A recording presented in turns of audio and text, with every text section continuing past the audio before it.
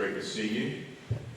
My name's Mark Jones, missional leader at Hope Church in Dawlish. You're in the Hope Centre, our new build, which we kind of started using and opened and commissioned in May. It's not quite finished yet, but we've started to use it, so feel free to have a wander around, have an explore today, and we're really glad you're here for this day conference on everyday mission. And if just a little bit of housekeeping, toilets are down there, down the corridor on the right. There's another one upstairs if you need it, and there's another one in the cafe down the end if that's busy. Just wander around and what's ours is yours. So we're going to run this real simple and real relational. So that's why we've got first names on your badges. We don't want this to be formal. We want you all to just relax, enjoy the day, get to meet some new friends and reconnect with some people you might recognise. And just great. Sign up sheet, if you're happy for us to share that with the group, and it will only be with the group, then if you find someone interesting during the day and you think, I wanted to talk to them, and you didn't get their card or whatever, then you can connect that way. We'll circulate that around afterwards, but only to the group that was here, not to anyone else. So great to have you here. What are we here for? Is a great question. So I want to tell you a little bit in a moment about how I came to be in a significant relationship with this man here, and then we're going to have a session this morning where we're going to be hearing from Todd to get the big idea, and it's a very ancient idea. It's not a new thing. It's not a new model. It's not a new clever way. It's actually recapturing something very ancient. And then we're going to have a break for coffee, chat in, do what you want to do, have a little wander around the building. Then we're going to come back together for some time around the tables just to talk and come up with some Q&A questions. We're going to have Q&A, and then 2 more sessions with Todd this afternoon, but we may see how it goes. We can adapt it to your needs. We're going to wrap up by about 4 o'clock, and in between that there will be lunch provided, which you paid for, thank you so much. That's all good. Any questions on housekeeping stuff or anything like, anybody not in the right place? Very good. So I'm just going to pray, and then I'm going to tell you a little story just to set the scene, and then hand over to Todd. So Father, thank you for bringing us together today. Thank you for the simple things. Thank you for the everyday and the mundane that you come and infuse with spiritual life. And thank you that you bypassed the famous leaders and came for ordinary people like us. We pray, Holy Spirit, come and rekindle, recapture, reignite some of that in us today. We're here for you, and we're ready to listen. In Jesus' name. Amen. So, just very, very quick story. My background was in scientific research, and then God called me out of that to go into church leadership. And I guess, as an incorrigible networker, I was always looking for what else. We sing that song, don't we? There must be more than this. And I had it as a nagging feeling in my heart. There must be more. And I got a glimpse of that in Brazil in 2015. There's this abundant life, there's more. What we've got is good, it's important, but there's more. And there's sort of a holy discontent was stirring in me. And behind that was a nagging question is, what is a disciple and how do you make one?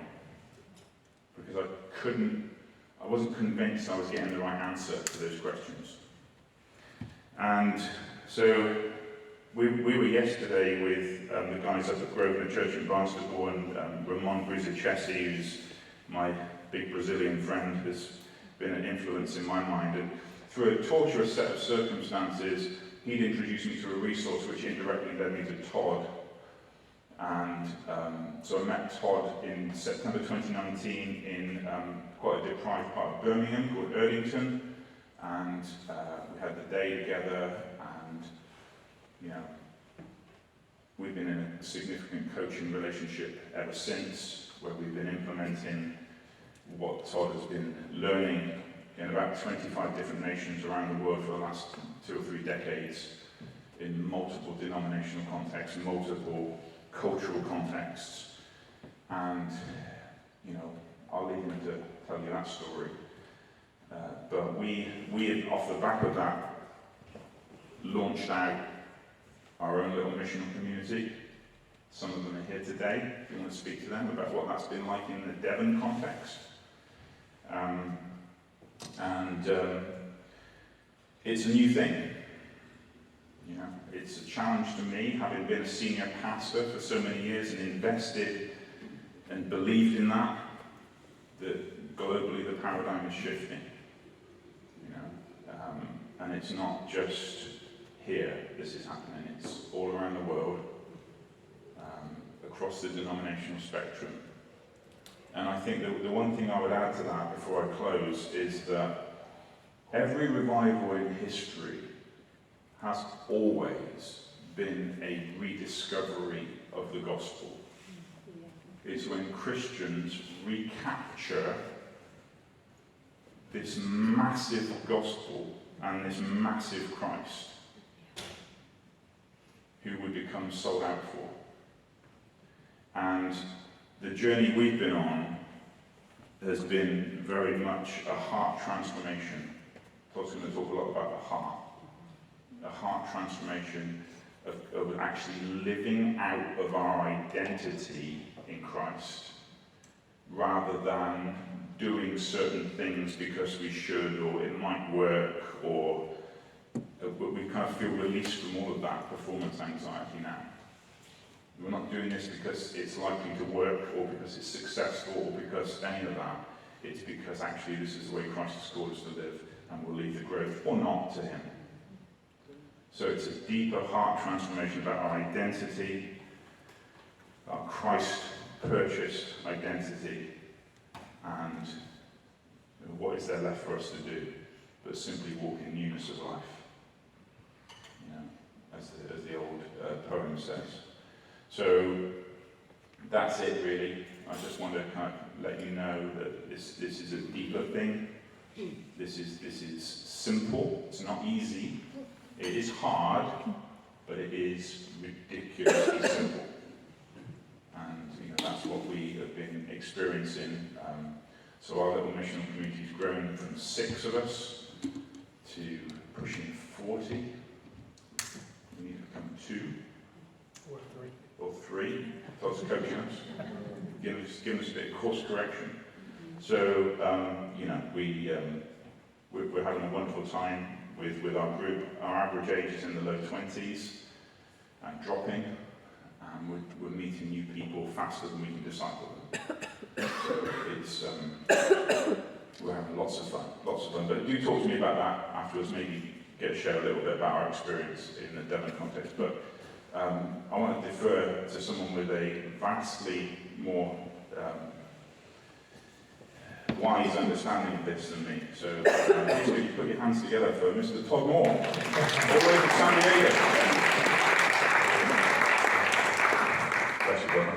Good to be with you. Well, hey, thanks for giving up a Saturday. Friday. Feels like a Saturday to me. Not sure what day it feels. Okay? It's still, what time is it back? It's 2 a.m. in San Diego. So, can you turn it down just a bit? Who's got control of that? Thanks, Tim. A little bit about me. Got a wife, 1 wife, and 5 kids. So I've got an 18-year-old son, 3 daughters and then an 8-year-old son.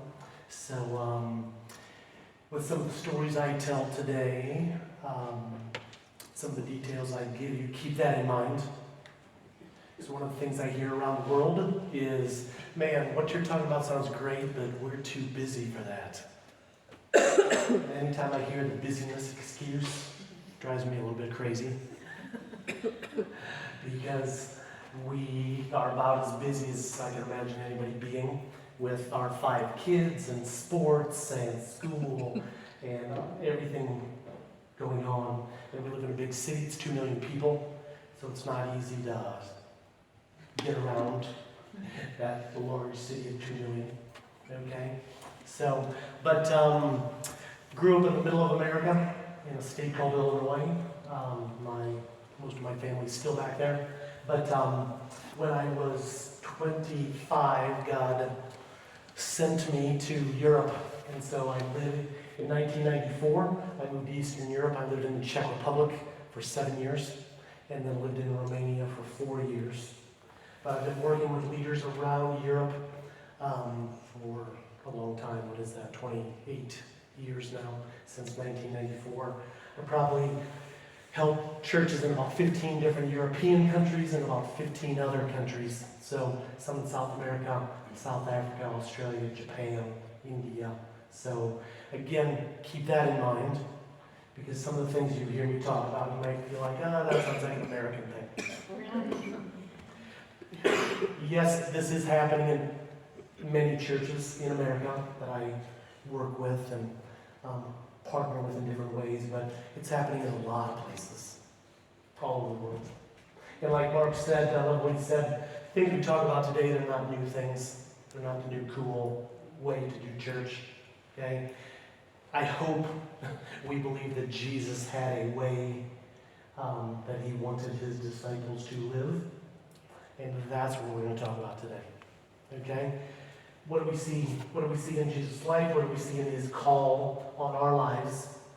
How does he want us to be faithful and obedient to what he did, to what he said, to what he modeled for us? And so that's what we're going to do. So it's an old thing. It's not a new thing. And actually, part of my study when I was in Bible school and then graduate school was about small groups. Just the structure of small groups, but historically in the history of the church. And it's pretty awesome.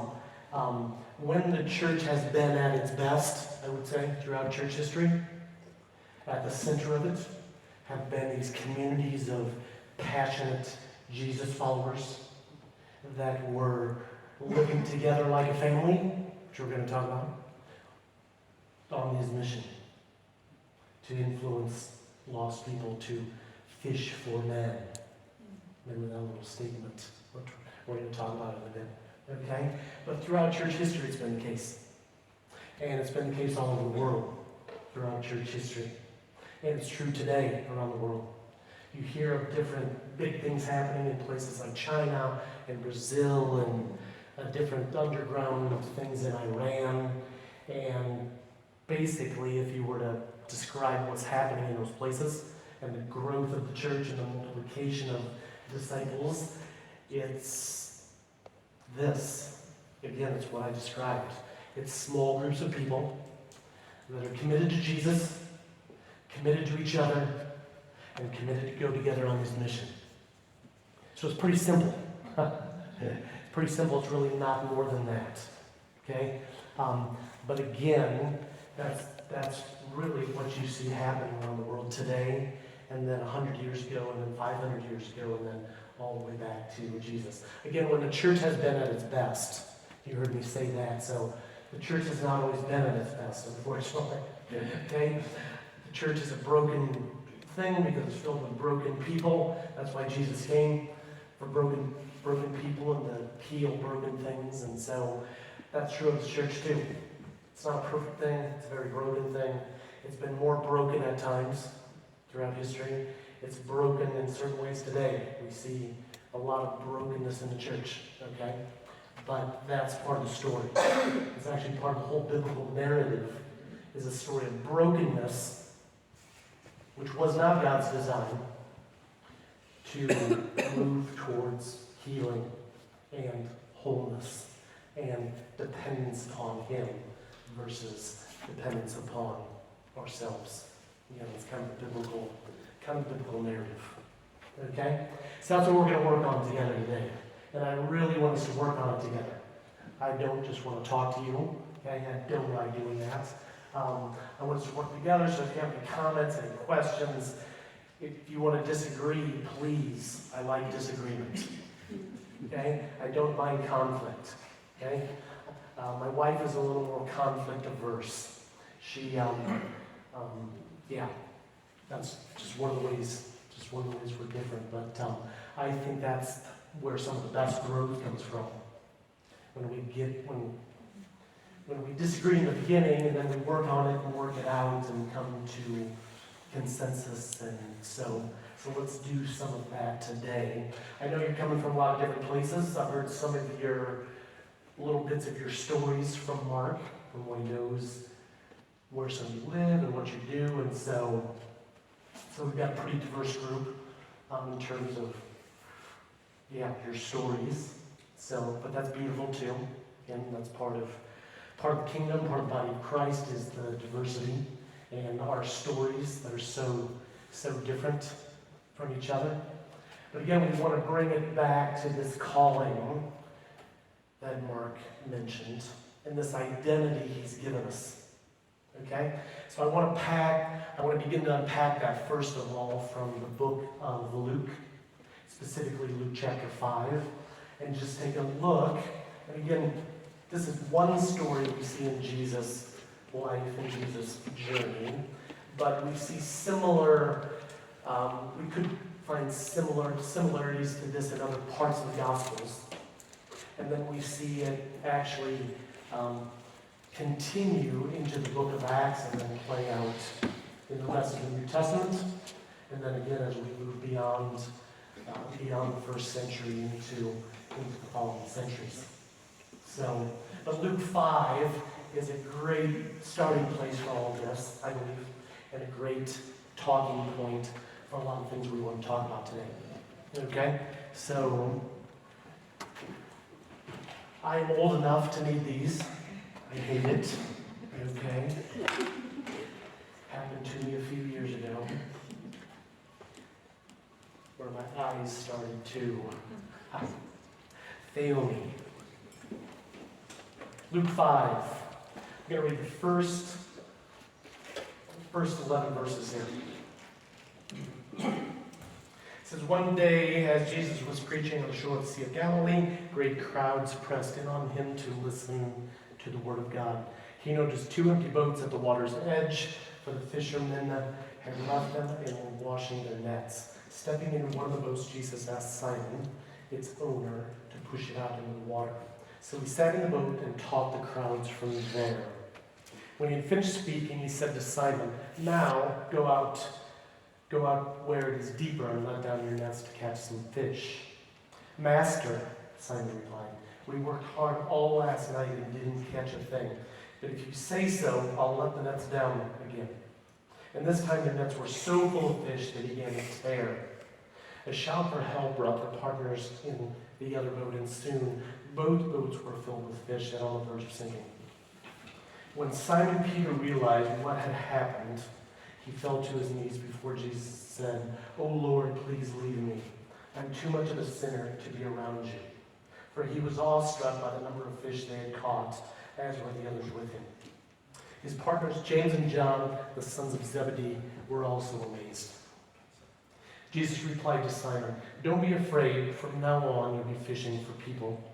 And as soon as they landed, they left everything and followed Jesus.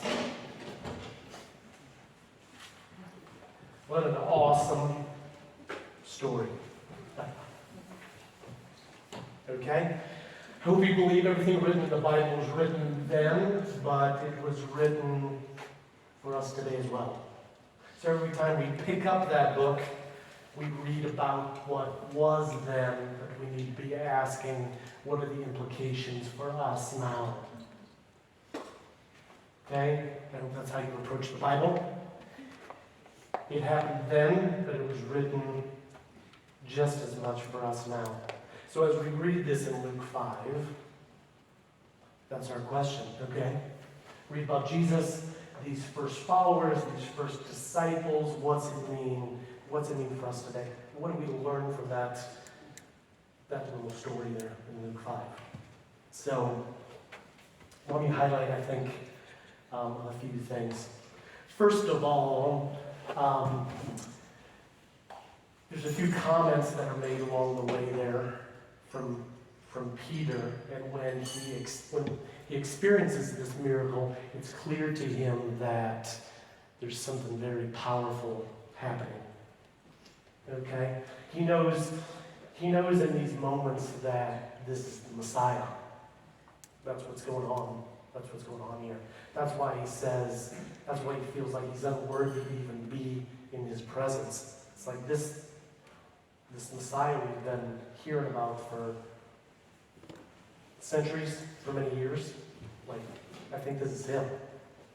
I think this is what's happened. I think that's how that fish thing just happened just now. I think this is the Messiah.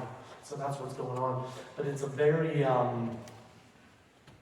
for these people that are around Jesus in this moment, he's basically calling them, I believe, into intimate relationship with himself.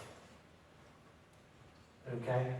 And so that's, I think, the first big implication for us is that's the starting point for all of us and for those around us that we live life with, that we hope that they will be called into similar relationship with their Creator.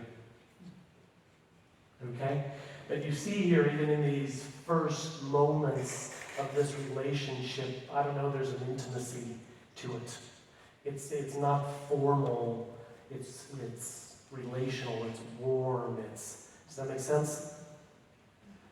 And so I think that's part of the shocking thing for these men also, is that they're getting a sense, this is the Messiah, this is God, and yet he's safe, and he's warm, and he's relational, and he's fishing with us. He's right here, he's not up on a platform, or he's not up on, and he doesn't have this booming voice that's, preaching down to us. It's like, no, he's normal and he's relational, and he's right here with us, and he's near the boat, and he's concerned about fish. Like, how cool is that? Talk about speaking in the heart language of these fishermen. Like, that's as good as it gets. They've had a hard night of fishing. If any of you, I fish a bit. My son loves to fish, so I get out there. I get out there on a boat sometimes. Man, if you get out there for 2 or 3 hours and you're not catching fish, it is not fun. So these guys have been, and this is their job, this is their livelihood also, okay? But they've been out a whole night, they've had a hard night, no fish.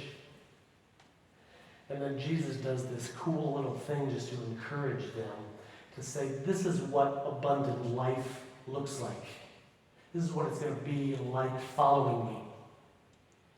And it's not just a little bit of abundance, like it's tearing the nets. They got to ask for help to get the fish in, like it's that abundant. It's not a little bit of abundant, it's really abundant. So, and again, it's, I think, so cool that he does this right at the beginning of their relationship. It's like, hey guys, I want you to follow me. I want you to make me the center of your world, the center of everything. Everything you've ever known, everything you've ever done, everything you will do. I want you to make me the center of that. And if you will follow me with that kind of commitment, it will be abundant. And let me show you. With a huge catch of fish. Okay? Again, speaking to their hearts, their heart language is fishermen. All these fish being pulled. All these fish being pulled in. So again, implications for us today. Okay? Jesus wants to be the center of everything. Not the center of some things in our life, the center of everything. That's his design, that's his desire, is that every area of our life, our work, our play, our shopping, our money, our family, everything would have him at the center so that he can bring abundance to each of those areas. It's a big deal. It's a big deal, when, life's not easy for a lot of people. Most of us have experienced different levels of, physical challenge or relational challenge in our families or vocational challenge. Could be in our marriages, could be in our parenting, again with our jobs. And so, but Jesus is saying here, put me at the center, keep me at the center, and let me lead you into a fuller life. So that's the starting point we see here, I believe, with Jesus and the disciples. Is that this calling on our lives has him at the center, but then he doesn't just call these men, these fishermen, he doesn't just call them individually to follow him. I think, again, right at the beginning here, we see that he says we're going to do this as a community. We're gonna do this as a family. So you're going to hear me talk a lot about family today, and I believe we see it starting here, where it's calling these men into relationship with him, but not as a bunch of individuals. That's a problem, in a lot of churches, and I think even when the church has not been at its best, which I talked about, through the centuries, it has been when the church has tried to function as a bunch of individuals that maybe come together sometimes corporately for a little bit of time, and then they go back as individuals and live life and go to work and go to school and raise their kids and try to grow their marriages as individuals. It's not his design, I believe. Okay? His design, again, is that we do it all together. We support each other in work and school and family and all of it, but we do it together as a community. And as a community that supports each other like a family. So again, we see that starting here in Luke 5, but then as we read the rest of Luke and read the rest of the Gospels and read the book of Acts and listen to what Paul has to say about the church, we see how it plays out, I believe, as family. So actually, I want to do a little work together.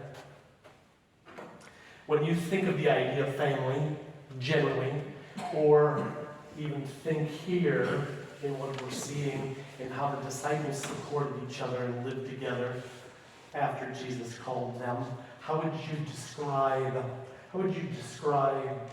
what that looked like? What are some descriptive things? Yeah. Karen? I like that one. It's a good start. Say a little bit more. What kind of care? Emotional support. Okay. Care. I don't know if I should put that there and there. Okay. They share everything so no one have need.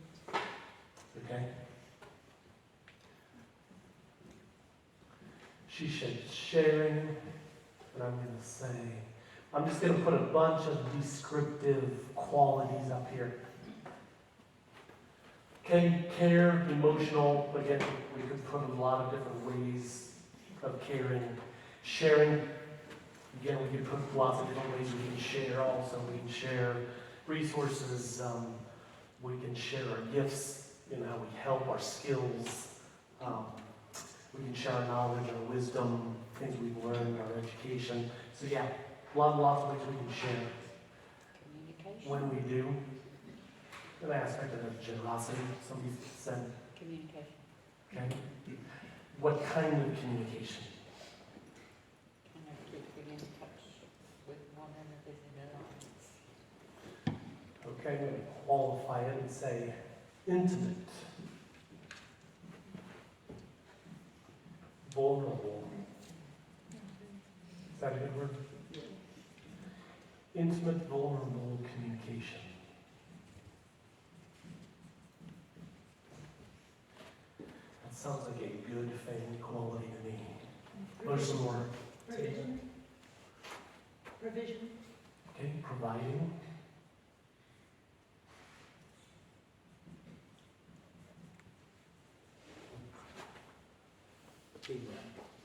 Okay, teamwork.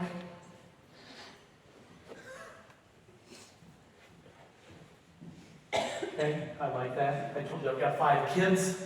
To make that work in a household, 7 people living in a small space, you gotta have good teamwork. So, my wife and I have a pretty long list of chores that our children share responsibility for. And those chores change from week to week, so that they don't get bored or, with certain chores. But that's how we love each other, and that's how we make family work, is by working as a team, sharing responsibility. So I could put that up there too, sharing responsibility.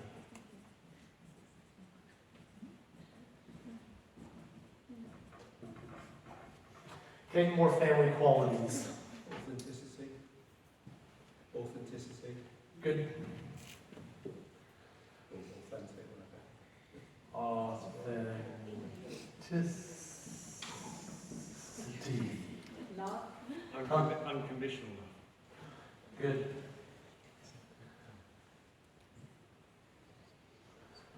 Unconditional.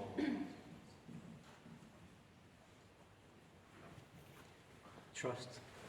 Trust.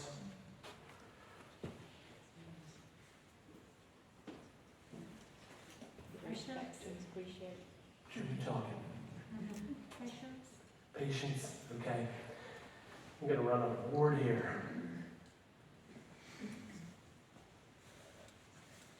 Increase because the family exists, because the children born.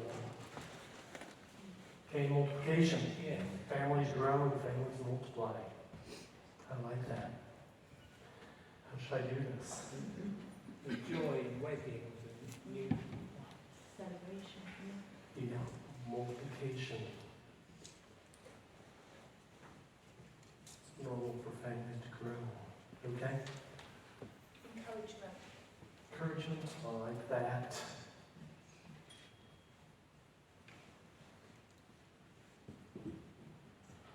Somebody said this before, it's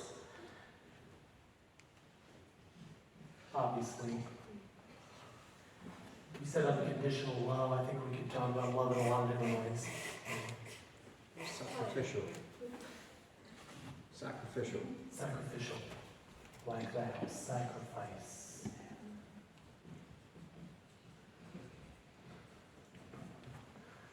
Kind of connected with that idea of sacrificial, I'm going to say servanthood. Posture of servanthood towards each other. Discipline. Okay, discipline.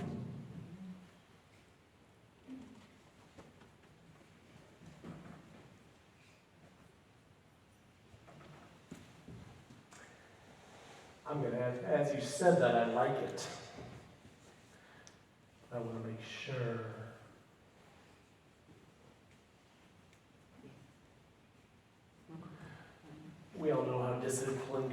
wrong and not be grace-filled discipline. Listening, good.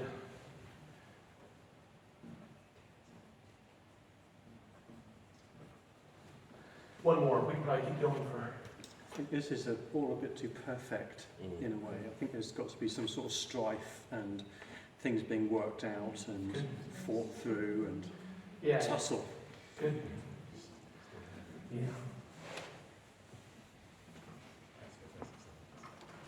Yeah, I mentioned it earlier. Yeah, conflict, but healthy. Mess. Healthy, what? Mess. Like that. Okay, I'm going to finish my list there. Yeah, mess. So what we're going to be talking about today, I talk to churches about this all the time. Often when I say, if we're going to be the church like this, living in community on mission together in daily life, it's a mess. So I work with a lot of churches. Mark said that. I work with churches in like 30 different countries. I work with big and small churches, mega churches. I was a Willow Creek church for a couple of years, very large church. I work with a lot of rural churches out in the rural places. I grew up in a small town, so my church I grew up in, small town church. So whole range of churches, whole range of denominations. All these different cultures, I mentioned 30 different countries in South America and South Africa. But universally, I tell them, it doesn't matter the country, size, city, suburbs, the rural. I tell them, I believe this is how the church is called to live, how we as disciples are called to live, but it's a mess. But I call it a beautiful mess. Because it is, I believe, God's design for the church, but it's not easy. It's messy because it's filled with messy people. But that's the point. The way we grow up in Christ is by being close with messy people and helping each other clean up the mess. See, so many churches are designed to be mess-averse. They don't like the mess. They want it to be clean and tidy and controlled.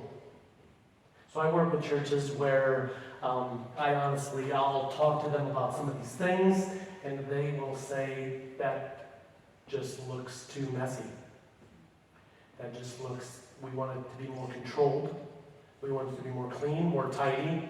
We want people to show up at a building, we'll do our thing, we'll send them home. That's safe, that's clean, that's under control. We can count the heads that were there. It feels good, and I don't think it's God's design for the church. I don't think it's what we see in the New Testament. I don't think it's what we see Jesus doing here, beginning in Luke 5, and then working out in the Gospels, working out in the book of Acts, working out in the rest of the New Testament, working out in church history. That's the point. So, thanks for saying mess, and thanks for whoever said conflict, and that's the point, everybody. Our neighborhoods, our cities, our workplaces, our schools are filled with broken people, of which we are partially, and we're even more pre-Jesus. So that is us, that is our story. But the whole biblical narrative is the story of a perfect creation, which we see in Genesis, which then was broken with sin and became a mess, and then took on different forms of mess. You see it play out through the Old Testament, hear about it in the New Testament. But again, the point being, as God's people, we are called into the mess. We are called to work together as a team to bring healing, to bring hope, to bring truth, to bring good news to the mess. So if you're mess averse, if you're risk averse, if you're conflict averse, today's not going to be good news. Okay? You feel like, man, that sounds exhausting to me. today's not going to be good news, okay? It's hard sometimes. You get involved with broken people, broken in different ways, sometimes mentally broken, emotionally broken, physically broken. There's a cost to it. That seems to be like a very big theme in Jesus' teaching. There's some cost in following me. It's not going to be easy. It's not going to be clean. It's not going to be under control. It's not going to be that. There's going to be a cost. There's going to be a sacrifice. Somebody put that word out there, sacrifice. So we've got to expect that. But part of the beauty here, I think, in what we're talking about today is if we were called into that type of life individually, to do it alone, that sounds scary. But we're not. We're called into that to do it together, to work together, to go to war together, to be a team together. When we do it together as communities of people, there is strength in that. There is capacity for the mess. There is different gifts in play to be able to problem solve the mess. Does that make sense?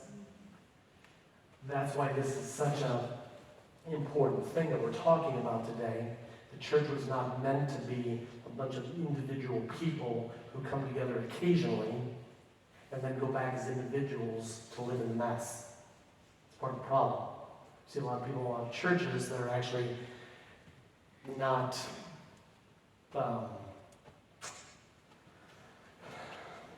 not in a healthy place because they're trying to live the Christian life. They're trying to navigate normal life alone as individuals. Maybe them and their wife and their kids, but mostly alone rather than together. So the picture we see in Luke 5 here is a picture of together. Hey guys, we're going to fish. We're going to fish for men. You were fishing for fish before. We're going to fish for men, or we're going to do it. We're going to do it together. Okay. So, man, doesn't that? If you were living life with a group of people committed to these things, doesn't that sound amazing? Does this look like impossible? Or do you think it's possible? I think it's possible. I didn't say it's easy. I said it's possible. Okay? But this is what we're called to as a church, as the body of Christ. Wherever God has placed you, in whatever town, whatever neighborhood, connected to whatever church, whether you're planting a church, replanting a church, in a 100-year-old church, doesn't matter. He has called us to orient our lives with others in this way. Okay? And actually, there's a lot of good stuff here. Keep that, a mental picture of that. Okay? Oh no. Those were the wrong pens. I didn't pick them up. I'll get you another board. Maybe they're all one for the bit. It's not supposed to Never use a marker that has no labeling on it. Good lesson. That doesn't always go well. Okay? So we described these qualities of a healthy family, of a good functioning family, a good functioning team. What are some other things that a family does, like on a daily, weekly, monthly basis? Let's hear some of those things. Have fun. Thanks for starting with that. They play, okay? My family loves to play together, okay? And we're a little bit spoiled because we live in San Diego, so we've got nice weather, we've got nice beaches, we've got nice mountains, we've got a lot of incredible places to play together, okay? My kids also play a lot of soccer, call it football, proper football. All 5 of my kids play proper football. And then we play quite a bit of volleyball. My wife's a volleyball coach. And so yeah, families play together. Somebody said eat. Love it. Okay? Families play, families eat. What else do they do?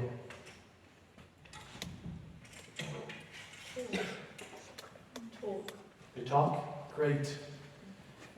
Around the table as they eat, they talk. And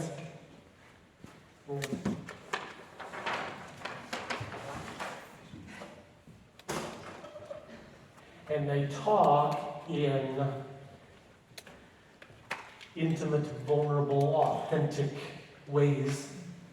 So it's not just talking, though there's some fun, superficial talking.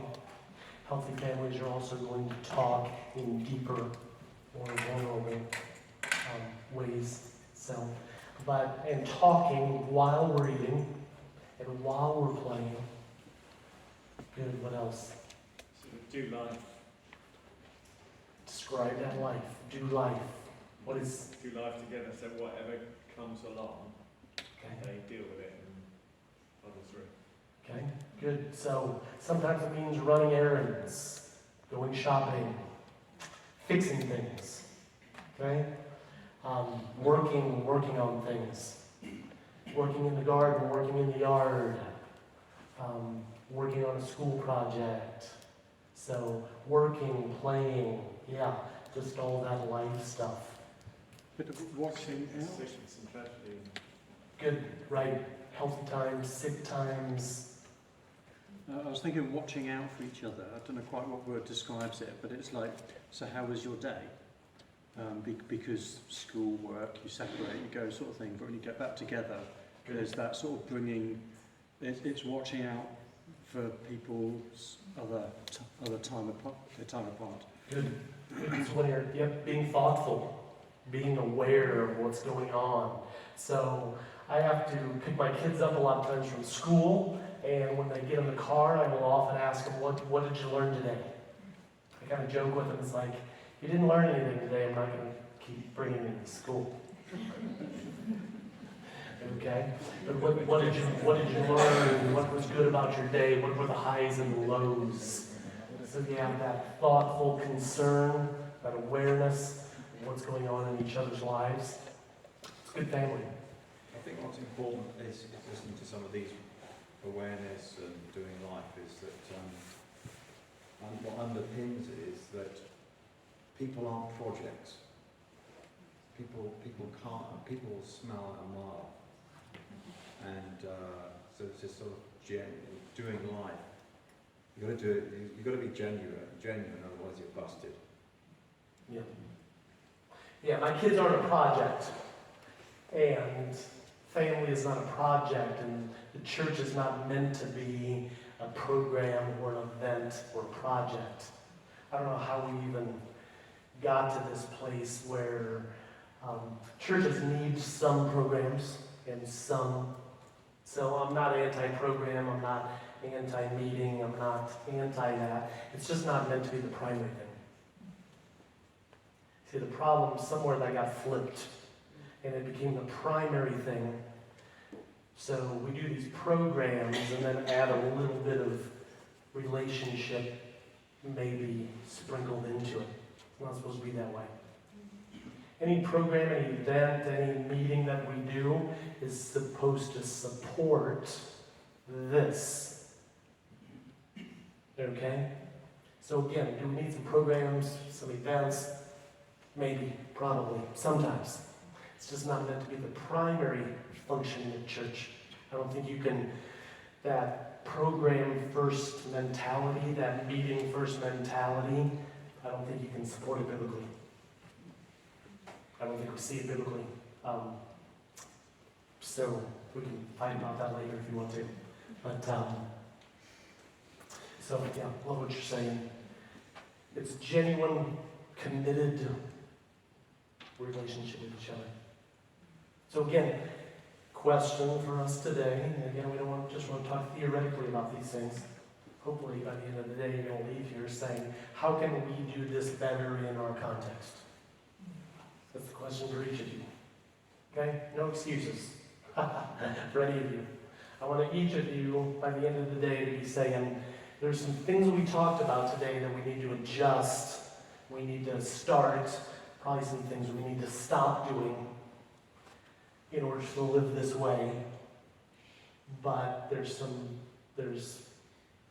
we're going to live this way, what is God calling us to specifically in our local context? How can we be better family that takes on a quality like this with other believers where God has placed us? Okay? A lot of times I talk with churches and they use the word community. It's not a bad word. I just don't think it's the best word to describe the church. Again, I'm not sure we see that word biblically or get that sense as much as the vision, the calling, the identity we have as family. Okay? Often when I work with churches, some churches even call their small groups community groups. It's not a bad thing. I just don't think it's the best thing. Or they'll say one of the primary functions of their groups is community. I just don't think it has this quality.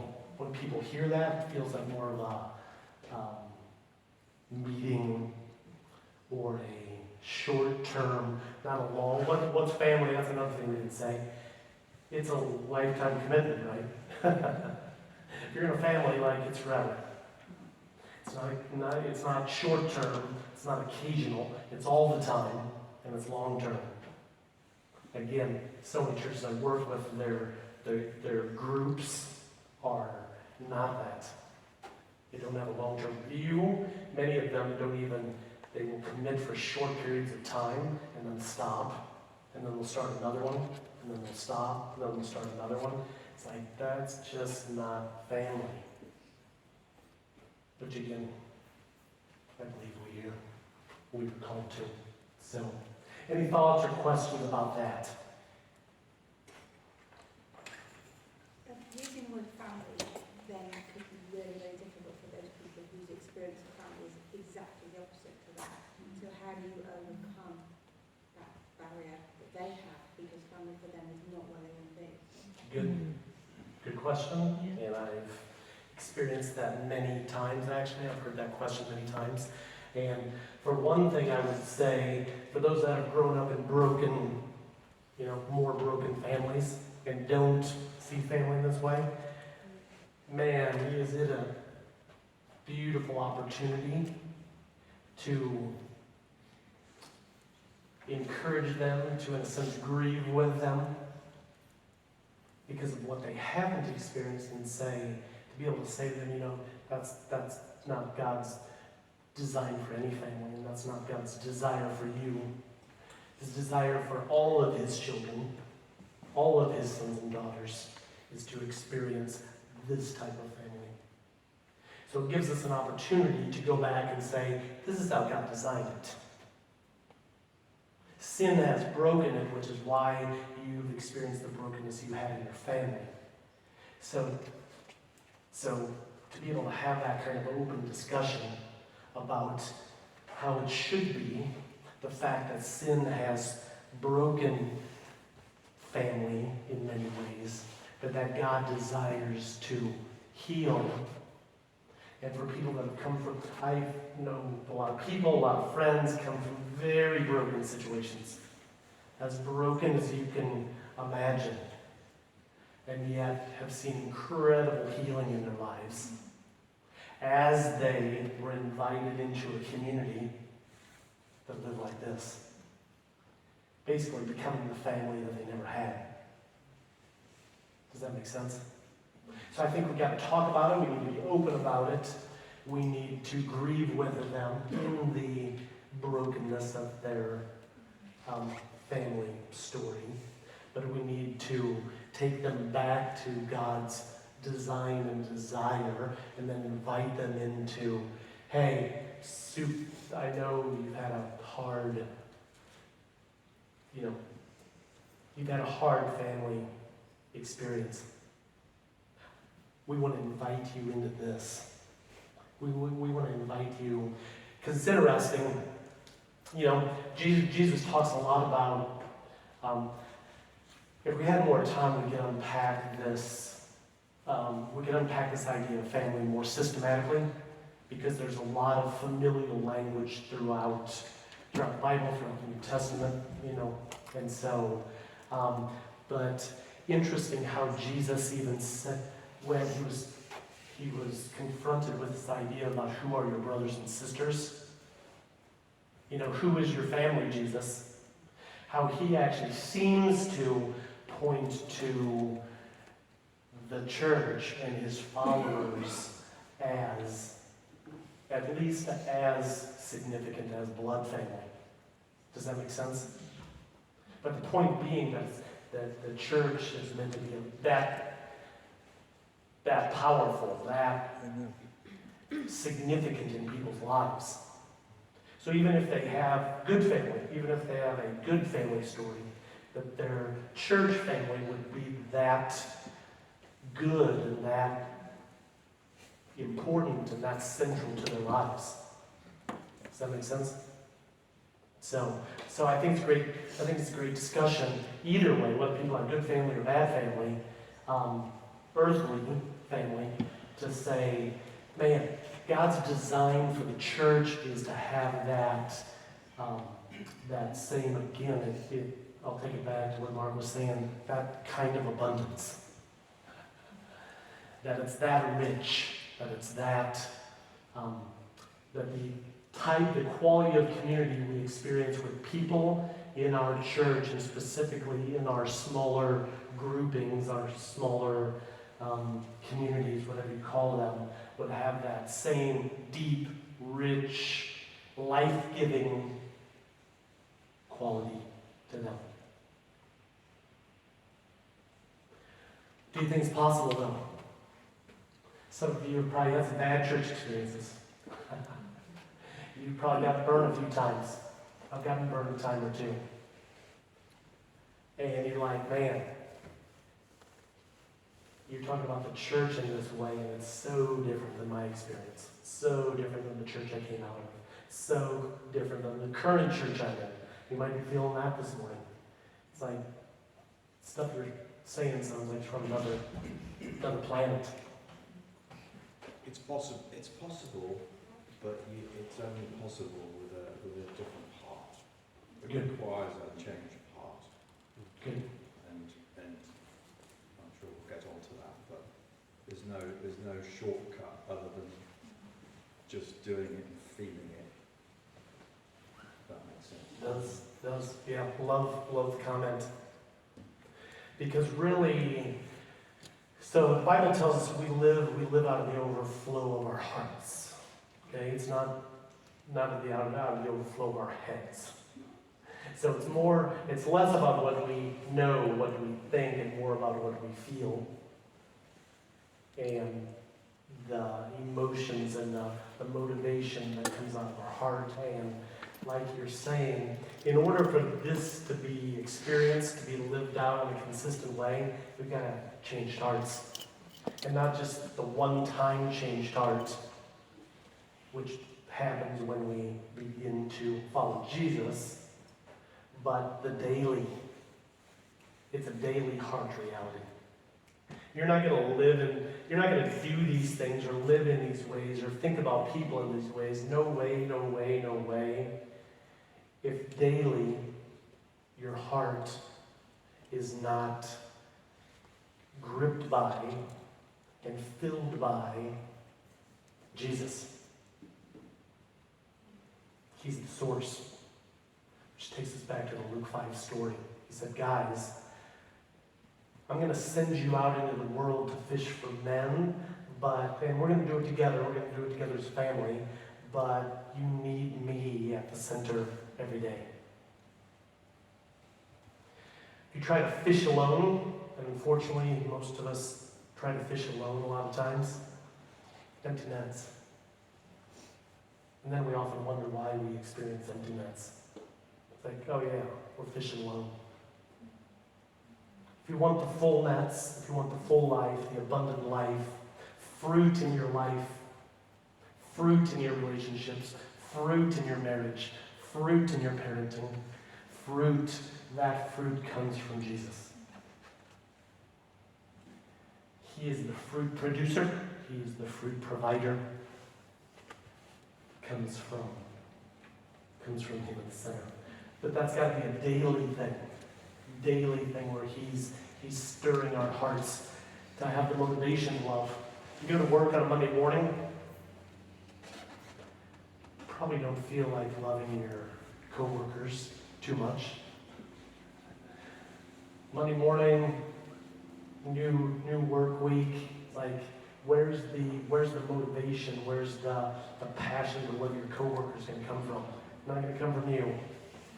You're not just going to love today. Probably not going to happen. Or any day, not just Mondays, any day of the week. Okay? So we need to be prayerful people that are daily asking Jesus, fill my heart, fill my mind in such a way that I can live like this. Jesus, I need you to do it today as I go to work. Jesus, I need it today as I go to school, as I go to shop, as I walk in the neighborhood. Jesus. So, Paul talks a lot about prayer, and Paul talks as Paul talks about prayer, how I've always interpreted it is less about like formal prayer times as it is about rhythmic prayer.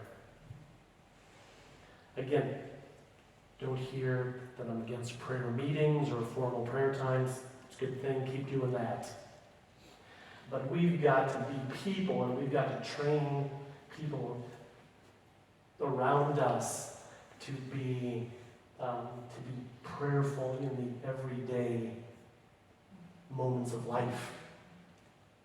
Not just when they start their day for a minute and then go to bed at night. Yeah, pray for a minute, pray for a minute. Nothing in between. But I prayed on Sunday, and then I'll pray again next Sunday. Nothing in between. Paul's language he uses for prayer, he says, pray in the Spirit on all occasions. He says, keep in step in the Spirit. He says, walk with the Spirit. A lot of his prayer encouragement is this consistent moment by moment. Going to work, pray. Going to school, pray. Going, stopping by the coffee shop, pray. Like this moment by moment prayerful dependence. And what are we praying for? We're praying for help to live this way.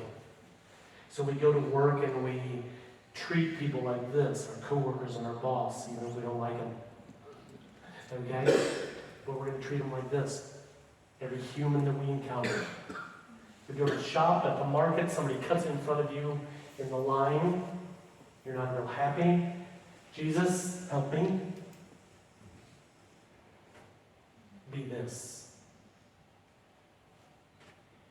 Walking your dog through the neighborhood, see a neighbor. Jesus, help me. Do this, be this.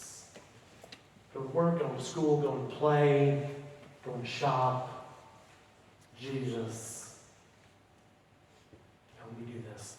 And again, not just individually, but again, we get into this rhythm as family, as communities, smaller communities, whatever you call your small groups.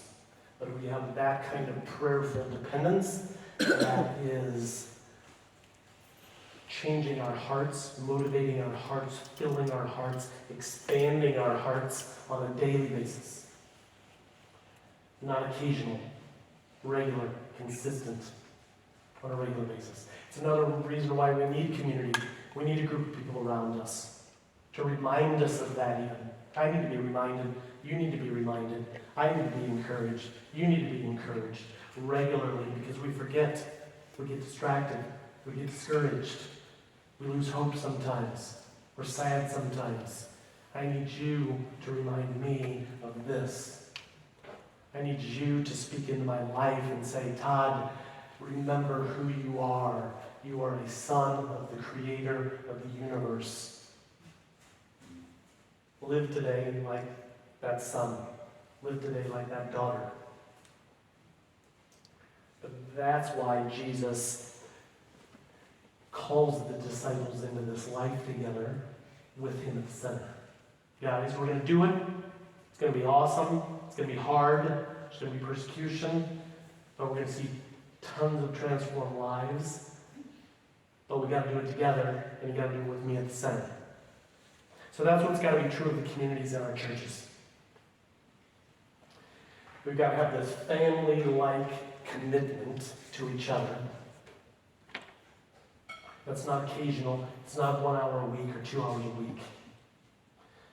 So if your church currently has small groups of whatever form of small group they have, and you think you're going to accomplish this in 1 hour a week, 2 hours a week, 1 meeting a week, you're not. If that's all you think you need, I can't help you. Because again, it's not family. Family, I mean, we didn't say it, you said play, and you said eat, and we said work, and all those things. What's the underlying theme there? We spend a lot of time together. Right? Family does. Family spends a lot of time together. It takes time. There's no shortcut. It can't happen once a week. There's got to be more connection. There's got to be more time you spend together as a community, as a group, in order for you to be good family, in order for you to encourage, support, help, do all this with each other. And then, as we're going to talk about later, to basically go to influence others, love others, serve others, pursue others. Okay? Thoughts, questions, observations, disagreements. Yeah, it's kind of a question and also a part of my thinking at the moment. So in terms of that family, I experienced that a lot when I had small children. I went to toddler groups, and the church that we went to had toddler groups and then a music club as well for small children. So I met the same group of mums all the time. Good. We were in the same situation, we went through the same struggles. So like you said, it wasn't a project, it was like we were living life together and then able to share about God with them, and then some of them, wonderfully became Christians. But then it's like when we're all now children at university or working, all the mums are now incredibly busy. So how do you get that sense of community and family when people are in incredibly busy lives and there isn't that kind of natural slot where there is time then where people make time? So that's kind of something that we've been thinking about in our groups, is how do we do things without it being something that people have to come along to, but yet people don't go regularly to anything anymore? Yeah, great question. So we're going to, very practical, we're going to, that's this afternoon. That's the whole point of this afternoon, is basically say, okay, we live in a modern world. It's busy, it's complex, there's a lot of distraction. How can we organize our lives, our communities in such a way to experience as much of this as possible, and to experience as much of it with others outside of our group, outside of our church as possible? What do we need to do that? So we're going to, talk about that. This afternoon. Just one thing I would say though, so we're going to talk very pragmatically about it this afternoon. But I will say now it comes back to what he said. Again, there's such a heart reality in this. I hear the busyness excuse. I've heard it in like 30 different languages. Our people are busy. Things you're talking about sound great, but you don't understand. People are busy. Heard it in Sweden, and Denmark, and Latvia, and Estonia, and Russia, Belarus, and Australia. Everywhere I go, everywhere I've been, hear that. Like, how do we do that?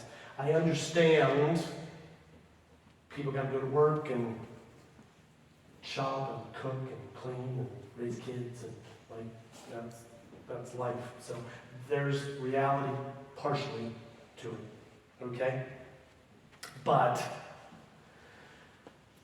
part of what's often a problem in this is again, it's a heart problem.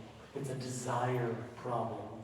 It's a conviction problem, where people are making a lot of their choices about how they spend their time, about especially how they spend their discretionary time,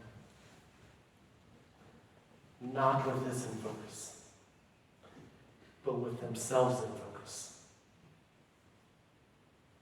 Does that make sense? So I've got, so I lead a community like this back in San Diego with my wife and a few other people. We do a shared leadership thing within each of our communities. And one of the other couples that helps us lead our community, I describe him as the busiest man on the planet. Okay? He's a high-level doctor in a very large hospital with a team of doctors under him. Okay? So that already puts him in like the top 5% of busy people in the world. Okay? But then he is a dad and a father of 4 young children under the age of 8. Put those together. Doctor, hospital, dad. Okay? And his wife is a part-time nurse practitioner. So she's a busy mom and busy nurse practitioner also. Okay? But this couple and this doctor, he organizes his busy life in such a way to live this out with our community as family, and then on mission to lost people. So that's why I tell this story. If he can do it, anybody can do it. Because there's nobody busier than him, practically. Does that make sense? Yeah, no, that So you say, what's going on with this guy who's named Stephen? What's going on with Stephen? Just passionate about Jesus.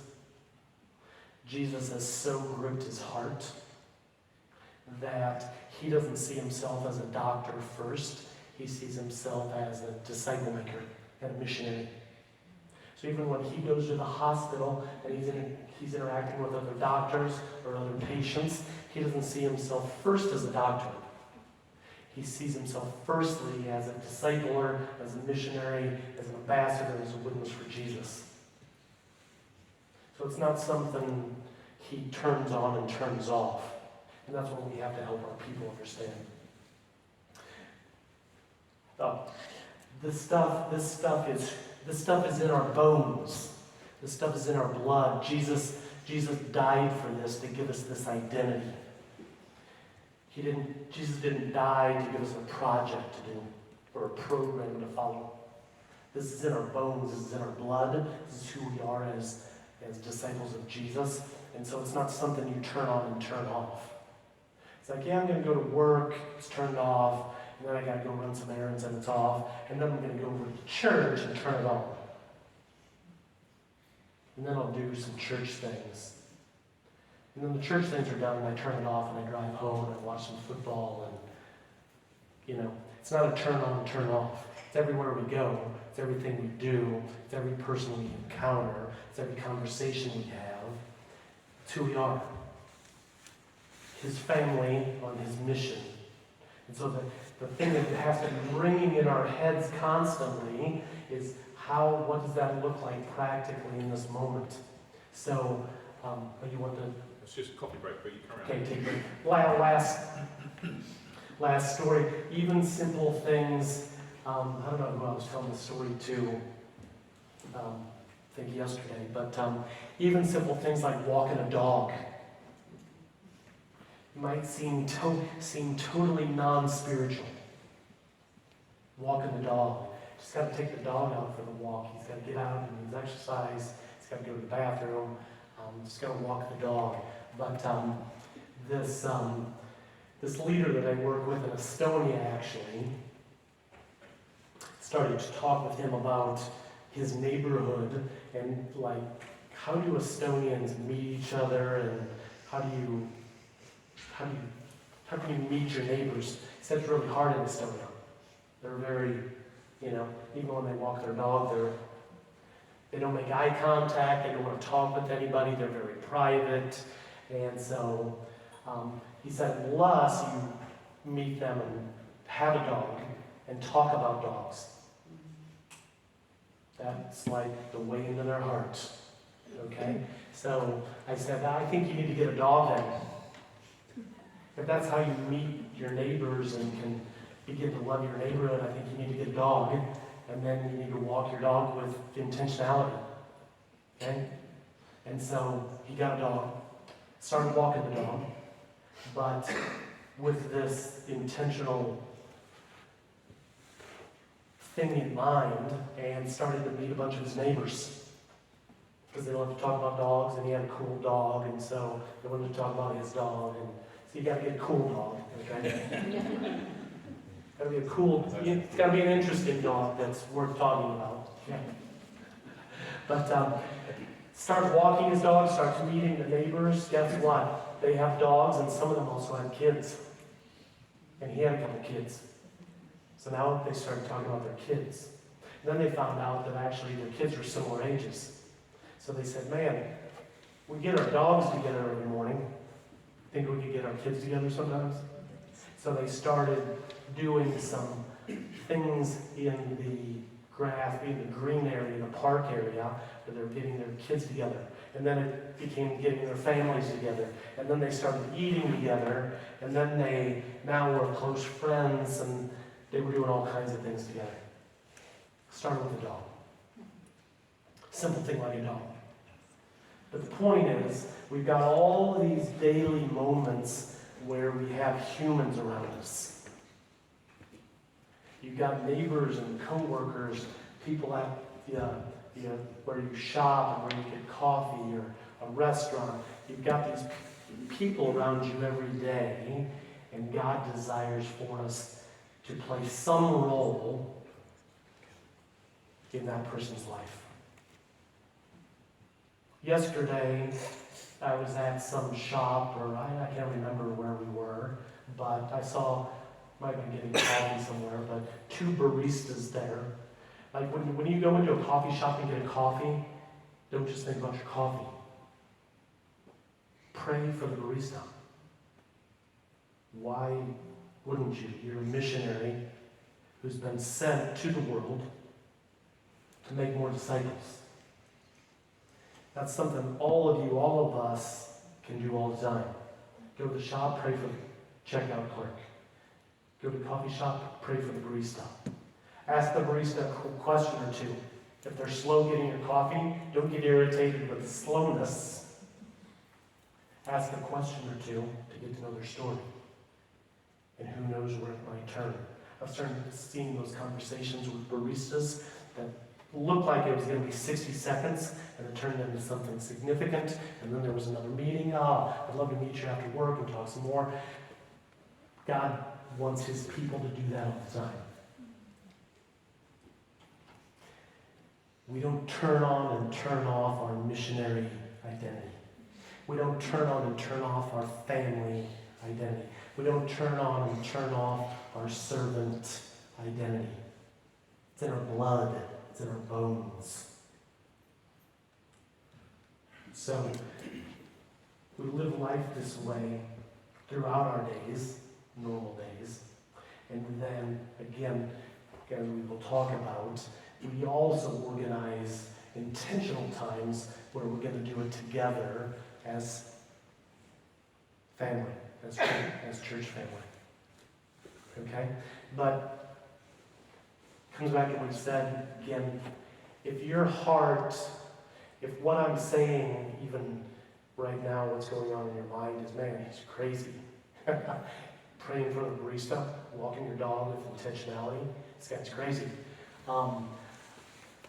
I would ask you to pray and ask God to stir your heart so that you can see how this can work out in your life on a daily basis.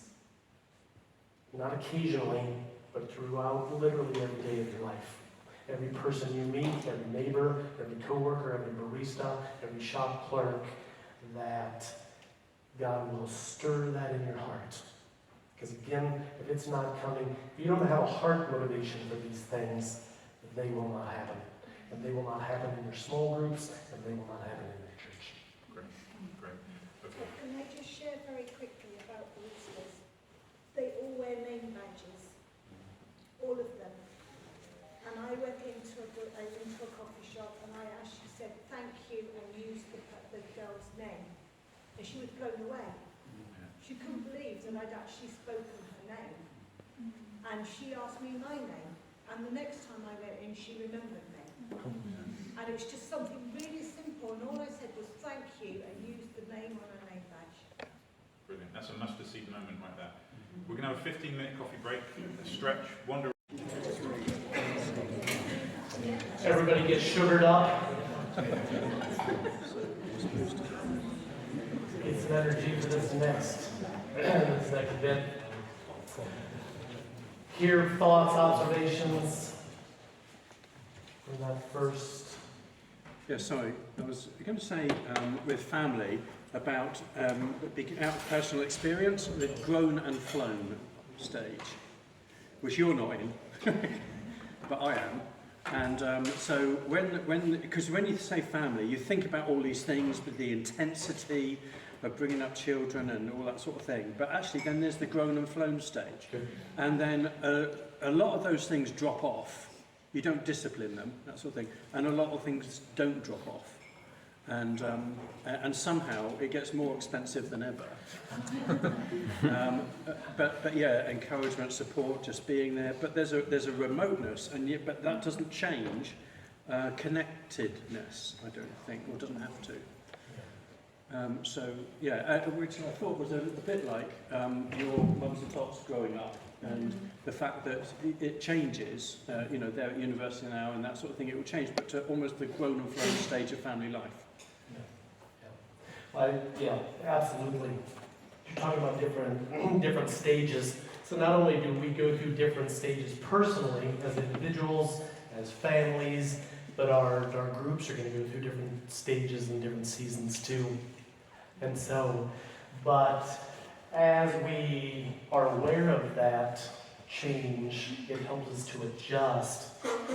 Another thing, a lot of churches I work with, again, with their groups, they will lock into a certain structure or mode, and then just plow ahead without adjusting and being aware of these different even over the course of a year. And we're going to talk about mission and investing our lives in lost people in a bit, but just during a normal 12-month year, there's different seasons there, and so we have to adjust in those seasons. So you've got the different seasons with weather, and even that affects when, where, how you're going to relate to people. Okay? I was talking to this group, where were we yesterday? Barnstable. Okay? And they were talking about the rain. It was like everything you talk about sounds good, but the rain. You don't understand the rain. Actually, I lived up by Seattle for 8 years. By Seattle, I understand rain, believe me. Okay? So, but when I was living up by Seattle, we had to take that into consideration. And there were certain things we would do as a community, and with our lost friends and neighbors, we would do certain things during the summer months where it was dry, sunny, because of the rain up there and the darkness up there, man, when the sun does come, ooh, everybody's outside. Everybody wants to be outside as much as possible, as long as possible, at the park as much as possible. And so we would say, man, how do we maximize that as a community? Then the rain comes, and the dark comes. And we would say, okay, people are getting discouraged, people are getting depressed, it's dark, they're inside all the time. How do we function as a community, like a family, and create opportunities, relational opportunities that are going to be life-giving for people. Because now they need it more than ever. There's no sun, there's darkness, there's rain. How do we create life-giving experiences for people? So it's taken those seasonal considerations in mind and saying, we're going to have to function differently as a community from November to April. It's going to be different from May to September. And then for us, the school, when the whole school year starts, so our church, a lot of churches I work with, obviously work with a lot of young families, school-age children. Once the new school year starts, that's a new consideration for community. They just came off summer, they've had a more open schedule, they've been more available to go to the park or to grill out or to do those types of things. Now they're locked into school schedule. We've got to think about that, okay? When are they going to be available? When are their kids going to be available? When is this going to be the best time? Oh, if we do something too late on a Sunday night, they're not going to be available because they've got school the next day. Next day's school day. So you see all these seasonal considerations that your groups have to be aware of and be adjusting to throughout a given year. Okay?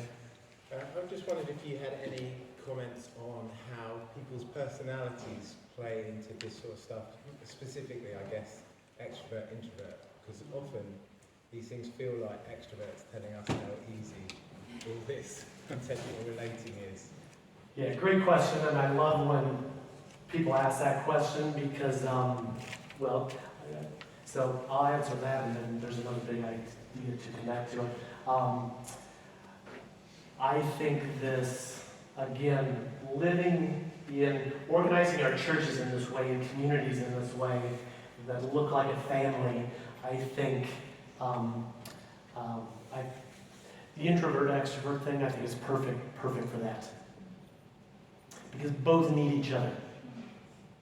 And both learn from each other and grow from each other. And a good community, a balanced community is going to have both. And they need both. And actually it's going to play into the next piece we talk about in terms of mission too. Because I think a lot of introverts feel like, man, stuff you're talking about is scary to me. Going here and talking with a barista and this and that, and it's like, and I understand, okay? But that's another reason we've got to do it together. So the introverts can play their introverted role, and the extroverts can play their extroverted role. Everybody's got gifts, personality, a part to play. That's what a good team, a good family does. So let me tell you the story. So we're going to talk in this next piece now about being this kind of family that then organizes itself to be consistent and intentional on mission to lost friends, neighbors, coworkers. Okay? But I want to tell you an introvert-extrovert story. So, close friends, when I lived up in Seattle, they were helping lead a community like this, and the husband was extreme extrovert, and the wife was extreme introvert. For some years, that created some tension, okay? Until they started to see that God designed that to actually be complementary. That he was supposed to play certain roles, she was supposed to play certain roles, and if it could work together, it was actually a beautiful thing. So once they figured that out, there began to be much less tension, but then also much more fruit from their family and from their community. So he was extreme extrovert, really funny guy. He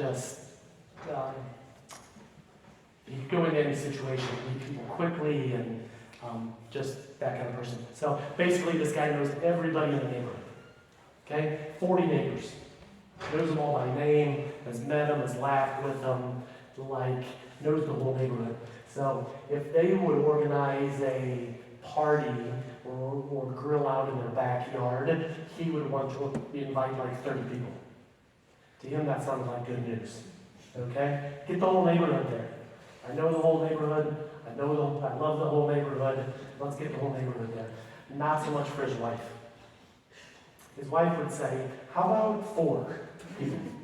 Not 30 people, how about 4? Okay? So they had to compromise and we'll say get 10 to 12 neighbors to a meal, to a party. But so they would do that stuff regularly. Another thing they found, he wanted to have parties and meals at their place like twice a week. It's like, hey, we got Friday night, Saturday night, Sunday night. We could have parties, at least 2 of those. Okay? That's what he's thinking. She's thinking, how about once a month? Okay? Again, some compromise.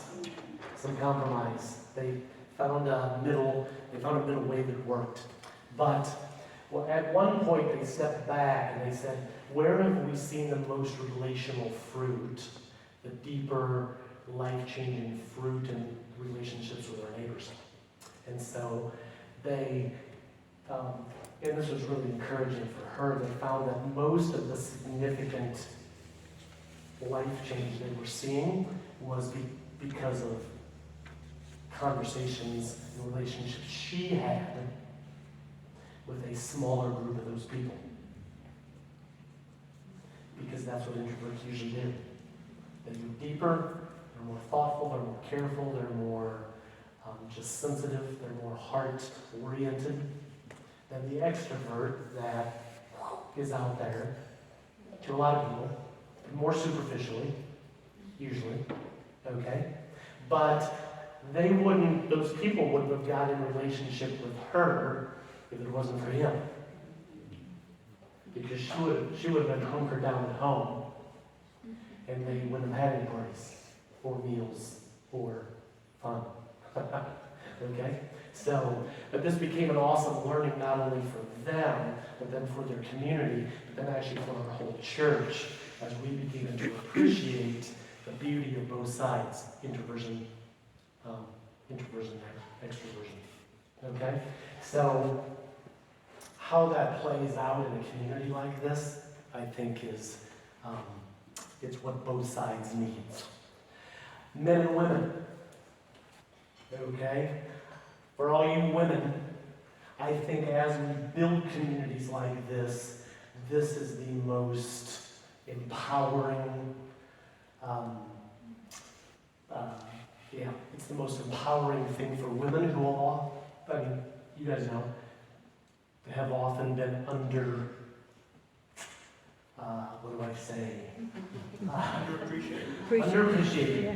I'll use that fair word, safe word. Okay? Underappreciated. Church historically has not done a good job with women. Okay? We know that. Underappreciated, underused, under everything. And so shouldn't be that way. We know that. Okay? Obvious common sense shouldn't be that way. So, but what is the best way to begin to have men and women working together, leading together, sharing responsibility together? It's in building these types of communities. And I can tell you from experience, leading a lot of communities, working with a lot of communities, a lot of churches around the world, that as you do it, your women will flourish. And your women will bear some of the best fruit. So not only like this introverted woman I was talking about, but just generally, some of our most fruitful group leaders are clearly women. Okay? And it's not a surprise in a lot of ways because generally, I'm using a lot of generalities here, but women are more relational. They're more thoughtful. They get to know each other easier. So she was talking about these play dates. Women get together, their kids are together, they're at the park, whatever situation like that. they just relate easier. Men get together in a situation like that, they have trouble going deeper. You know, they'll talk football, they'll talk sports, they'll talk politics, they'll talk work, they usually won't talk heart. But what's going on in the deeper realities of their lives. So women do it better. Women do it more consistently. So as we allow women to help a community live in that way, it's going to consistently bear fruit, good fruit, deep fruit, life-changing fruit. You've also got the reality, and I don't know how you know, Paul talks about 5 gifts in Ephesians 4, apostle, prophet, evangelist, pastor, teacher. Well, those are not just male-dominated gifts. Okay? Some women have some of those gifts. And that's a whole other conversation we're not going to get into. But one of them that's a big implication with what we're talking about today is some of the best evangelists I know are women. My wife is one. I'm not. I would say I have the heart of an evangelist. I do not have the gift of evangelism. There's a difference.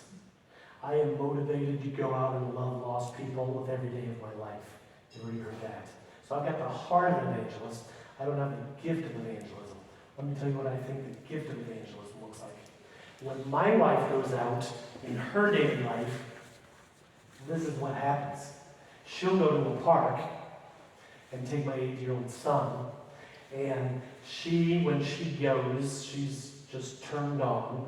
She's like, somebody at the park God wants me to talk to. Somebody here today God wants me to talk to.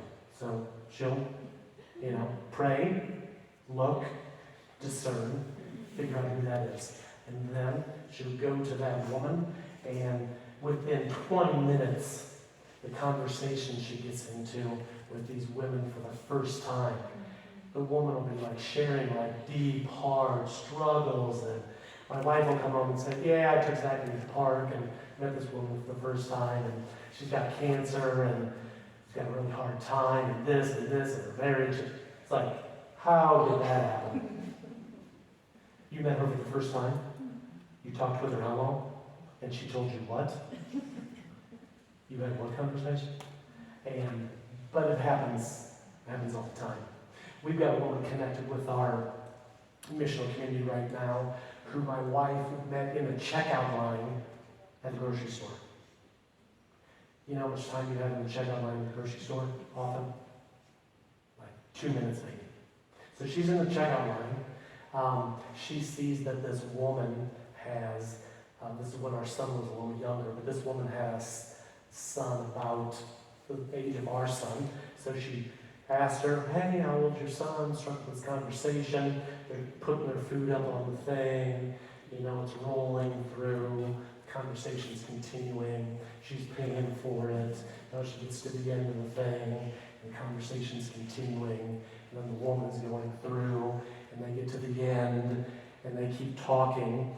And that little 5-minute interaction, the woman was like, the woman had obviously felt loved and felt, because this woman took an interest in her and her son and was paying attention. So the woman was like, man, you think we could do a play date together? Could we meet at the park and get our boys together to play? So they exchanged numbers, and sure enough, next week got the park play date, and that starts this relationship that has now, a few years later, this woman is like this close to giving her life to Jesus. And there's already been some really cool change in her life pre-Jesus. And so, how did all that start? In the checkout line at the grocery store. Just because this woman, my wife, who's using her gift of evangelism, pay attention to this woman, initiate conversation with this woman, which then leads this, and then this, and then this, and then our whole community now has come around this woman and her husband. So it's not just my wife investing in her. This whole community now has come around this woman, and she's part of our family. She's part of our family. We spend a lot of time together with her and her husband, eat a lot of meals together, parties. We get invited to their birthday party with their extended family. That's when you know new people are experiencing you like family, when you get invited into their extended family. So we get invited to all their family stuff and birthday parties, and it all started at the checkout line, 5 minutes. My wife paying attention, to this woman. But anyway, I started that because that's an example. I've seen it with other women, gifted in evangelism, gifted in teaching, gifted in some of our best, we call them shepherds. A lot of the pastoral work or the shepherding work that needs to happen in people's lives, women are usually better at it, honestly, because they're more in tune with heart level things. And but when we form communities like this, we form them with a shared leadership. So it's not 1 or 2 people leading them. It's 4, 5, 6, 7, 8 people leading them. It's men and women. It's young and old. There's no age thing. It's like, oh man, you gotta be 40 to lead one of these. No. Pull some of our younger ones that could even be younger Christians. We pull them into that shared leadership because that's how they grow up to become mature disciples. How else are they going to grow up? They're not primarily going to grow up by sitting in just formal teaching. Another thing we see from Jesus, okay? I call it the 80, you guys have heard of the 80-20 principle? It's actually applied here. Jesus spent 80% of his time with the disciples in the Gospels experiencing life together. Experiencing ministry together. 20% of the time, maybe less even, but no more than 20% was formal training, formal teaching. He didn't sit them down and just download Jesus stuff. He said, boys, follow me, watch me love people, watch me heal people, watch me teach people, watch me, and then you're going to do some of it. But it was experiential. It wasn't formal teaching. So if you think you're going to grow new leaders or grow mature disciples just by teaching more or teaching better, will not happen. Cannot happen. And Jesus modeled it for us. Again, study the Gospels in the way I'm describing.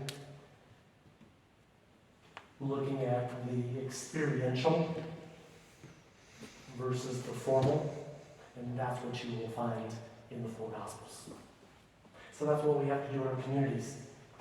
It's not about forming just part of the benefit when people do come to church on a Sunday morning is you've created, a good, larger, formal educational environment.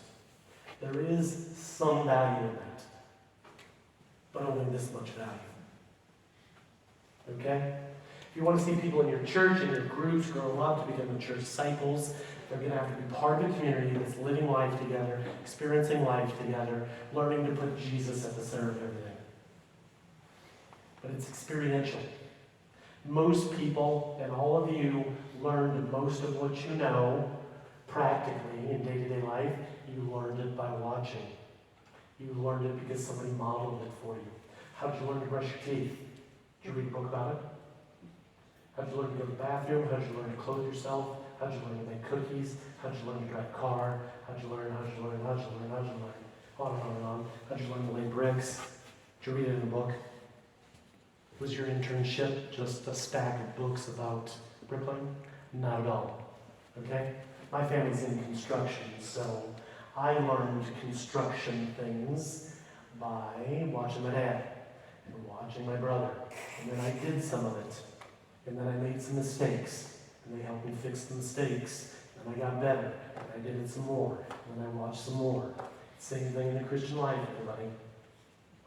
You watch, you watch, you watch. Then you do and you practice and you make mistakes. And then you get a little better, and you get a little more consistent, you get a little more mature. And that's how all of life works. But we've got to organize our groups and our churches in such a way that this is happening.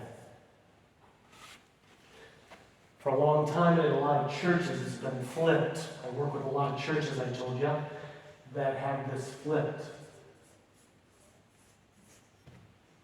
So 80% of the time, they're doing formal teaching, either on Sunday mornings or in a small group Bible study. So again, it's not bad. Don't hear it's bad.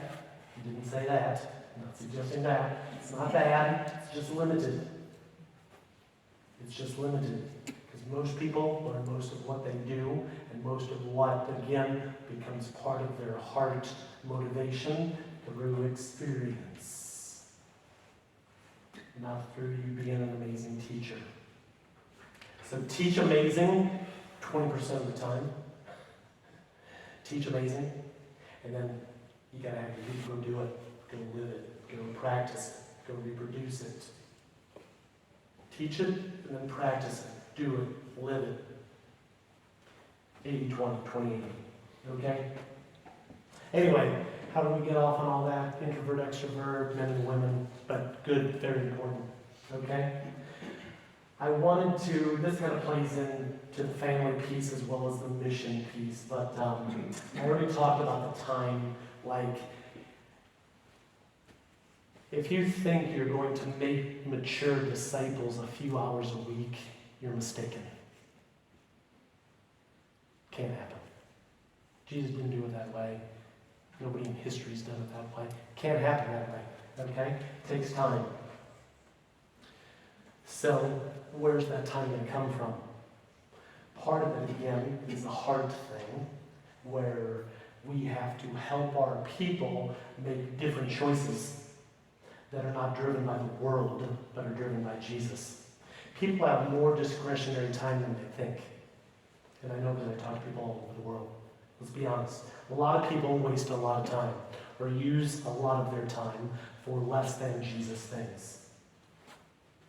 Whether it's Netflix, or the internet, or sports.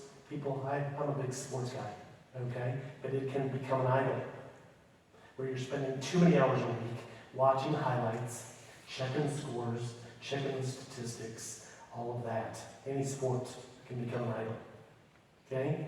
Or your job can become an idol. You need to be a good worker. You need to provide for your family. You need to do that. A lot of people take it too far. A lot of people work more than they need to make more money than they need, so that they have this upward mobility thing, so they can get the next bigger house, next bigger car, next nice toy, next electronic thing, next new clothes, next. And it's just this endless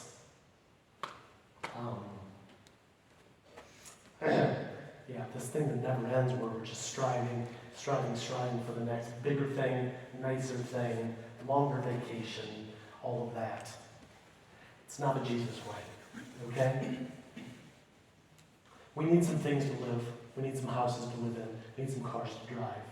But we've got to ask Jesus, what's like proper? What's reasonable? What's appropriate? How do you want me to steward the time that I have and the resources that I have? That's got to be a regular conversation you're having in your communities. If you're not, we all, as part of our human way, we have a tendency to forget and lose sight of Jesus and his priorities. And we just follow the way of the world. Oh, my neighbor's doing it. Oh, my cousin's doing it. Oh, my boss is doing it. Oh, my friend's doing it. I need one of those. Did you see that new thing? I need one of those. I want one of those. They went where on vacation? We need to do that. Okay? And there's just very little prayerful, thoughtful asking of Jesus. What's he actually want us to do? What's he actually want us to have? How would he want us to spend our time? Because that's what we have to realize. Our time is not our time. Our time is His time. Our time is His time that He expects us to steward. So are we asking Him ever, Jesus, how do you want me to steward my time today? Do you want me to go for that run? Do you want us to go there? How do you want us to spend this weekend? Are we asking Jesus about those things? Okay? So that's one big thing we need to work on. Another thing, planning. A lot of people that I work with don't have time because they don't plan well. It's amazing how so many churches I work with do very little. They never talk about this with their people, like ever, or their groups. It's like, really? It's like, this is, like, if people don't plan their lives well, they're probably going to waste time. They're probably, so when I hear people say, we don't have time, we're so busy, I say, how well are you doing this? Are you talking about it with your small group, with your community? Do you have a plan? Show me your plan. No, we don't have a plan. How do you function without a plan? Okay? Nothing works without a plan. Businesses don't work, politics don't work, education doesn't work, finances don't work, marriages don't work, parenting doesn't work without some level of planning. It's in all parts of our, all areas of our world. There's planning. So same thing here. Your groups have to have a plan, how they're going to work out being a good family, and how they're going to work out going together on mission. There's got to be some good planning there. And then one more, we've already talked about the heart. Part of the shift for a lot of people, a lot of Christians, is just one of intentionality. You actually have enough relationship built into your life. You don't need to go find a bunch of new relationships. God has designed life in such a way. He's put you where He's put you to bring influence to what already exists around you. You don't have to go striving for more. One of the things that I encourage a lot of small groups to do as we think about this idea of mission is it's like, where should the mission come from? Or what's that? God has already put you in the midst of enough lost people. You don't have to go find it. You don't have to have some great program to create it. You don't have to organize a bunch of events. You don't. So what I encourage groups to do is to sit down with their group, take an hour, and basically say, who are the lost people that God has already built into our life in a natural way? Who are they? You know what you'll find? It'll blow you away. Every group.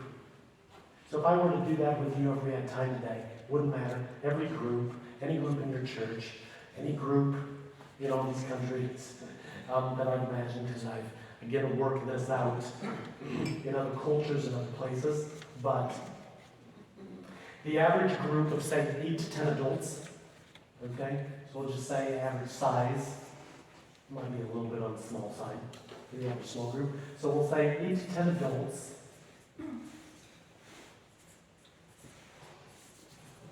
We'll have at least 50 to 60 built-in relationships just through the natural course of life with lost people. This isn't like occasional. This is regular contact.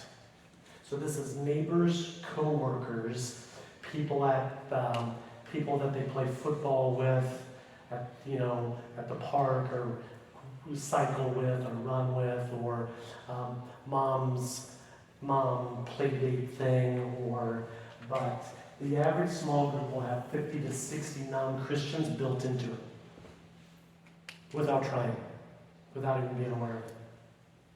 So the mission God has created for you and your group already exists. It already exists today. It's already built in. You don't have to go looking for it. You don't have to spend money to create it. It already exists.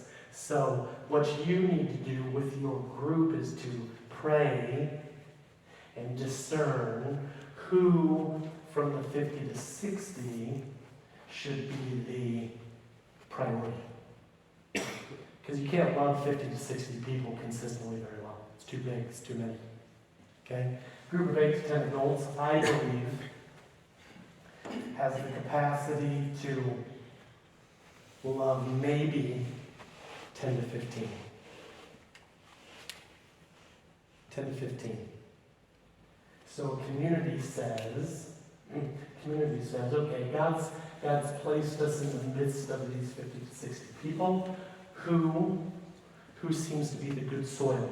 Where is the good soil? Remember Jesus talked about soils? That's what Jesus was talking about. Some people around us are hard soil.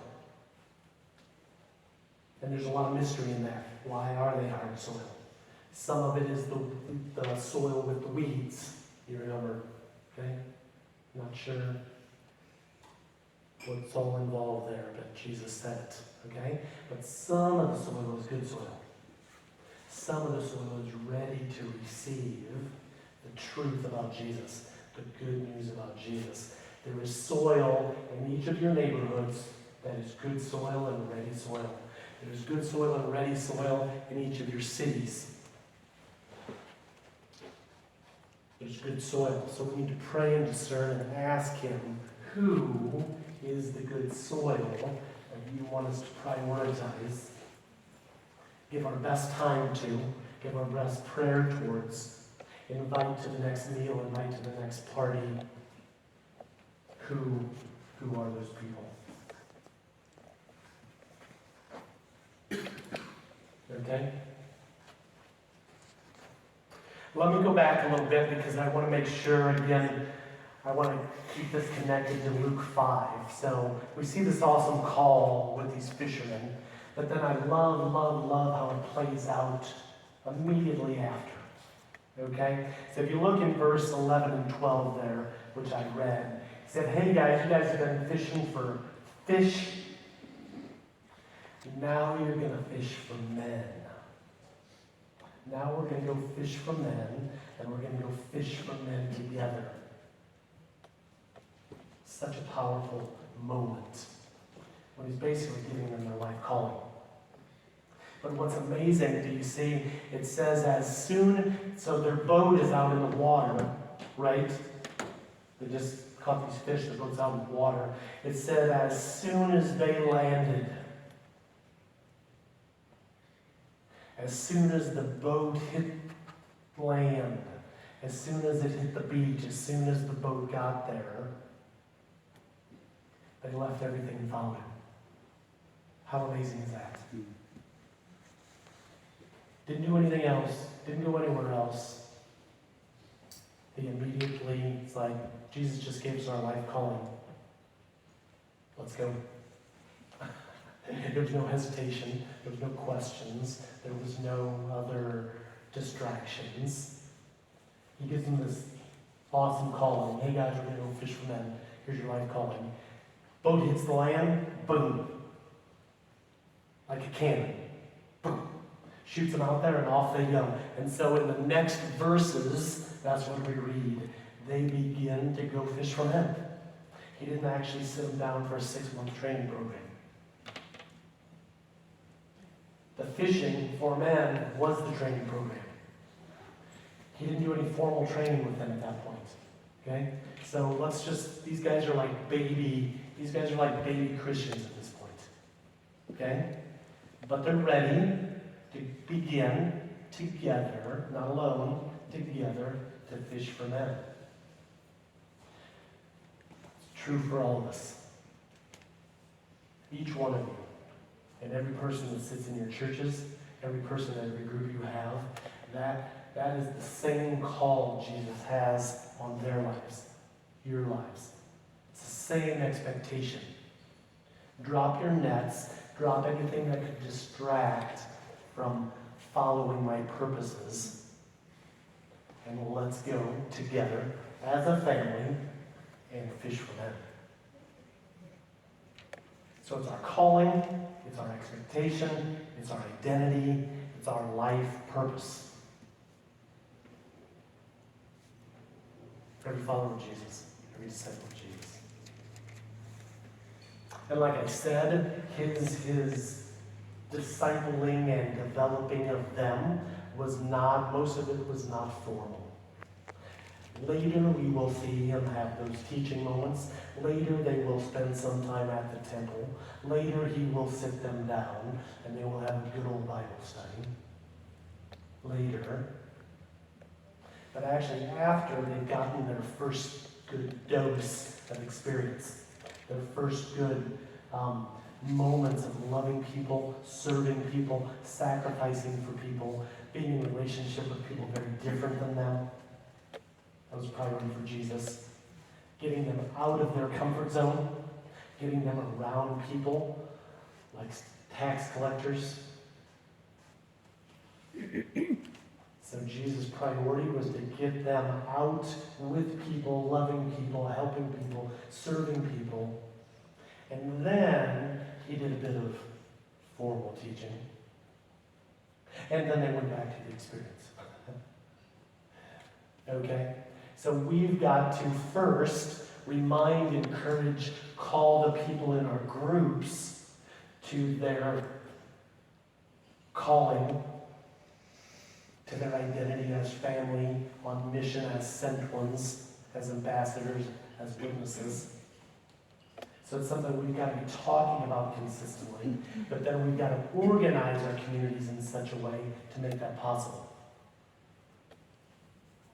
So again, you're thinking, when are we going to have the time for that?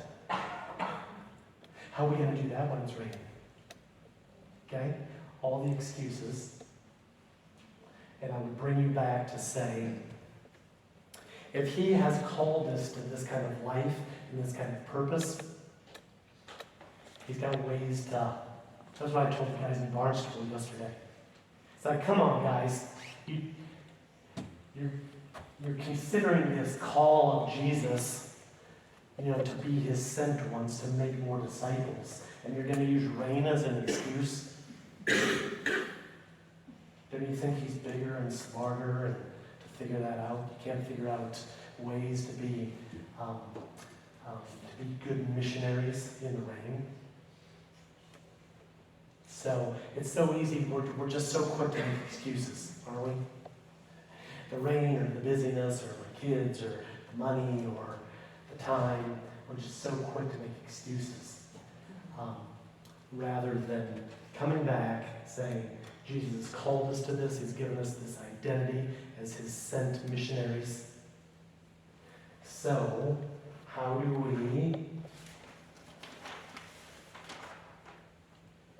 we pray for more of that motivation as a group? Again, you gotta pray, you gotta pray, you gotta pray. This is a supernatural thing we're talking about.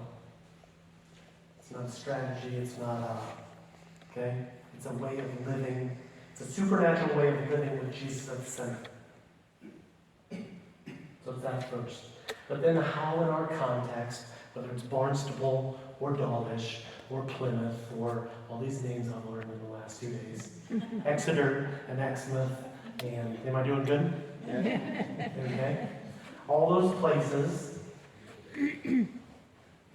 how do we create a plan that works for our context, that's sustainable? So how do we make a plan? How do we grow in intentionality? So we go to work like this, and we go to school like this, and we go to the park like this, we go shopping like this, we walk the dog like this. So we have this kind of an intentionality as a community. But being faithful and obedient to our calling as his sent ones, as his fishermen and fisherwomen. Okay? But the Gospels are such a cool story of what we're talking about here. Just a community of followers of Jesus. Prioritize him as just the main thing. And then going to a lost, broken world to bring healing and hope and good news. And that's what the Gospels are. And then Paul fills in some gaps. And then we try to follow that example. So, Thoughts, questions, observations, disagreements? I think for me anyway, the temptation with all of this is often to go away and to get ahead of it and start to put shape too early around what you think it is you're going to do. And I suppose it depends a lot on what your context is. If you're very different to go into a new community than to kind of crack on with this where you actually are, where you probably already understand the rhythms of how things are on the ground. In our experience, I think it was all about chilling out, not being too quick to predict what the shape is. And when I say shape, it's everything from where, when, how do people do life, and just pick up on how they do that, and not be too quick to put shape around it. And you can, a lot of the answers are in they're in the community. They're already there, and they can teach you an awful lot about how to do this stuff.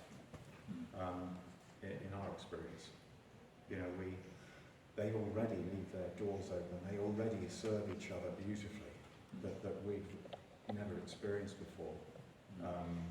Levels of commitment might be a bit sort of, you know, need some work on, a bit flaky. But in terms of just saying, what I have is yours, you know, we just are in awe of that. Putting shape around an alpha course. The way we do an alpha course, the only way you can do an alpha course is, do you know what, this morning I'm going to wander up the cafe. Who wants to do an alpha? Who wants to come and see a film? Who wants to come and watch a film? And you might get 3 or 4 mums and a dad come down. You might watch 1 or 2, and you might not see them for a few weeks. If we'd got round the table and said, right, we're going to do an alpha course, put a poster together, it's going to be a Tuesday, 7 o'clock, we would have been sat watching, looking at each other, having a cup of tea, a lonely cup of tea. Yeah. So it's really, the rhythms and the patterns are already there. You've just got to chill out and just kind of listen and see before you put the shape. Can I say one thing very briefly about chilling out? As I listen to this, it still sounds like a big to-do list. And I'd like to just speak into what you said, Russ, about chilling out. I think the main thing we need to do is to enter into Jesus' finished work on our behalf and relax and let him do it. Because in our mind, the Christian life is what we've been taught, by and large, it's a list of things to do.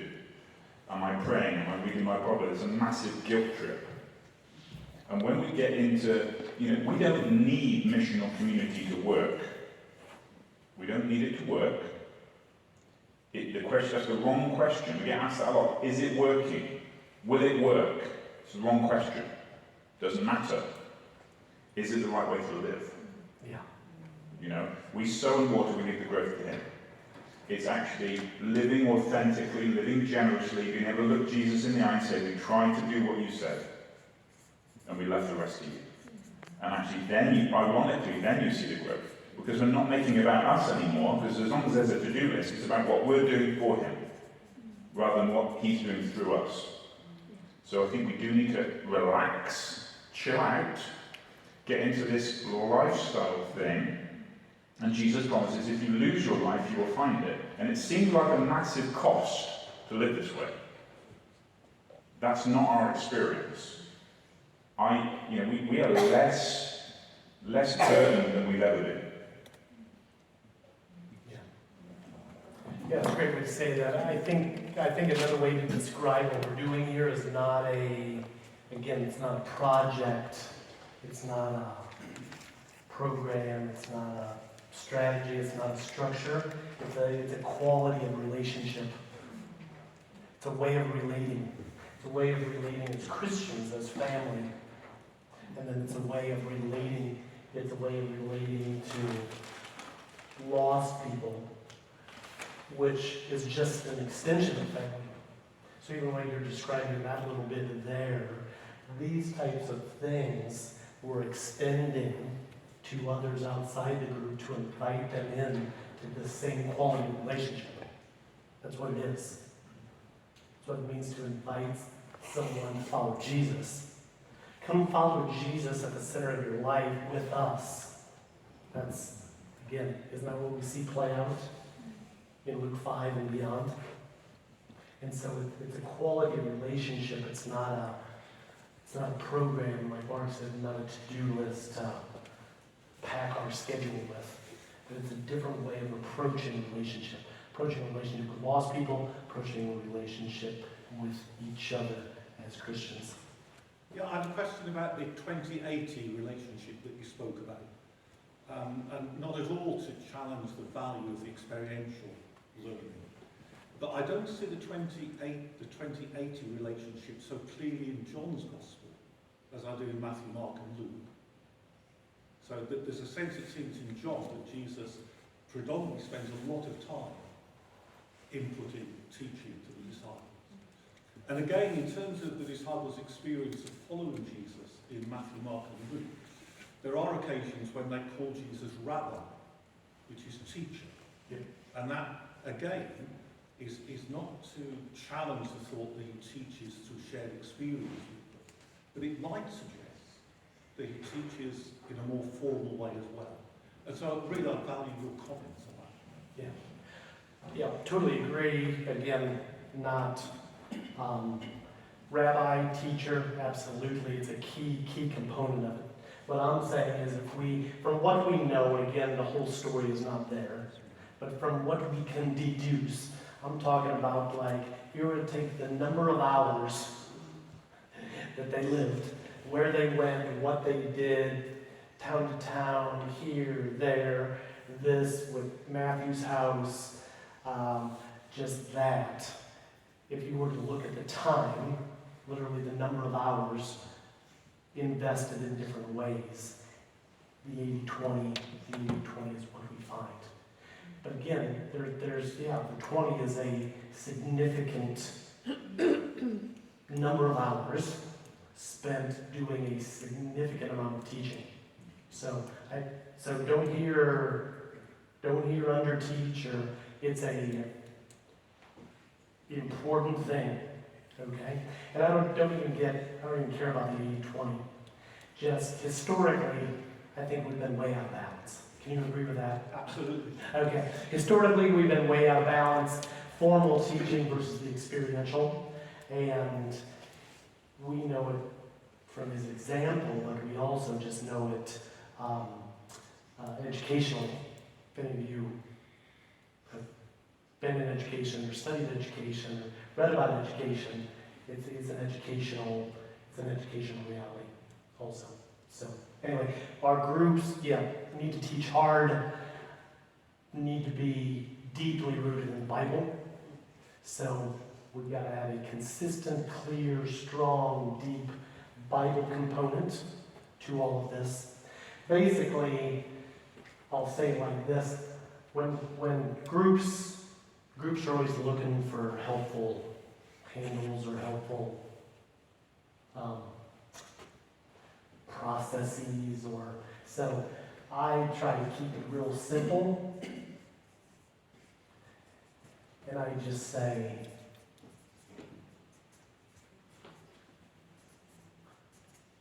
how about if we build our communities with these three priorities? I don't think we can go wrong. So even how you allocate your time then, I tell groups, balance these out. Because a lot of groups, again, historically, I could tell you anecdotally from hundreds, thousands of small groups, that it's usually about 90% Bible, 10% fellowship, and 0 mission. That might not be true of you. Hope it's not. But again, I work with a lot of churches, even a lot of big churches that have, I work with one church in Southern California, it's got 250 life groups. 250 groups in one church. But it's sad in a way. I suppose it's good that they've got 250 groups, but it's this. There's no mission. There's a little bit of fellowship, and it's mostly just a smaller educational environment. This is important, but it's just part of the calling, just part of the expectation, just part of the other reality too is that if you remove the mission piece from the life of a community, there are certain things they will not grow in that they need to. Compassion. How are they going to grow in compassion?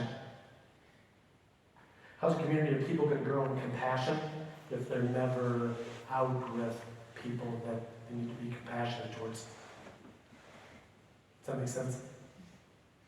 Generosity, maybe a little bit of generosity towards each other happens, but some of the most important lessons in terms of generosity happens as we get out with broken people that are lacking food, that are lacking a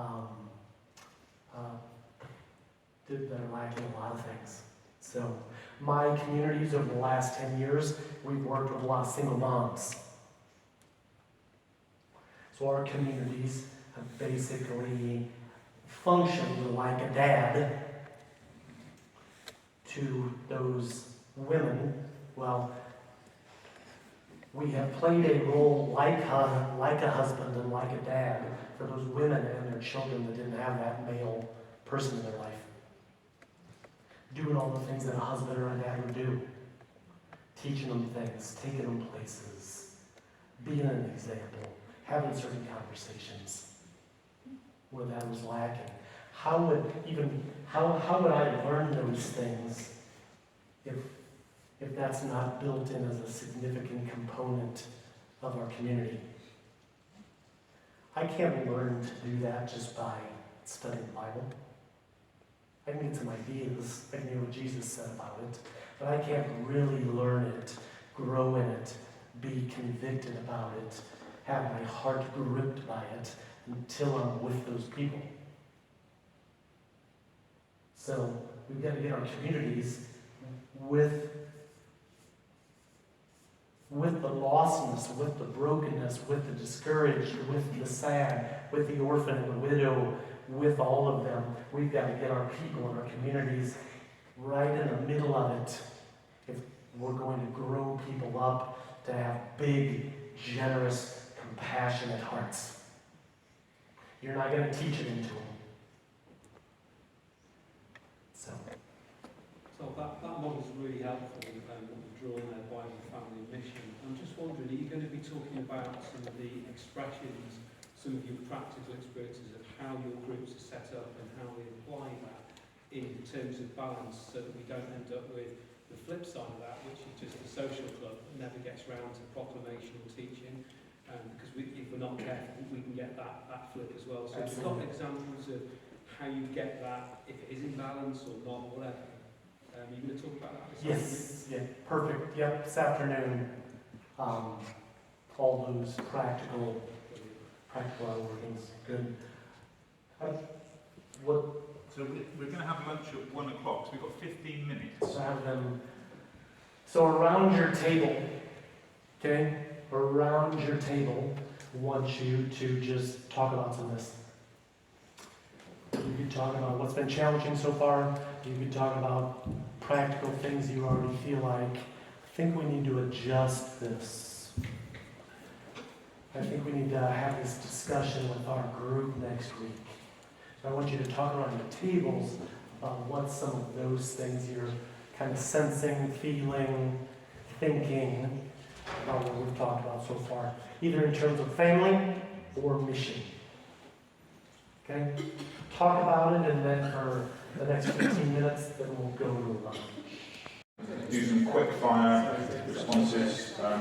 There's Todd scribbling away. Thoughts, reflections, feedback, critique, any of the above, none of the above?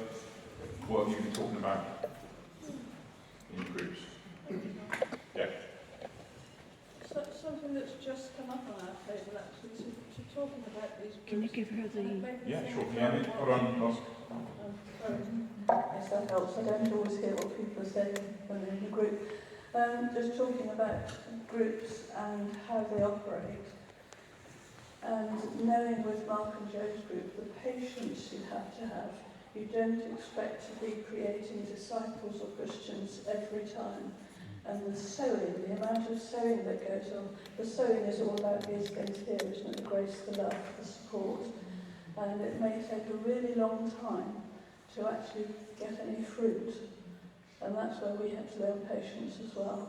But we just keep supporting, we keep loving, we keep doing. Thank you. Should we just take some more feedback? Yeah. We'll synthesize some of this together. Okay, that Mark. Okay, no, you don't, Colin. I'm very well.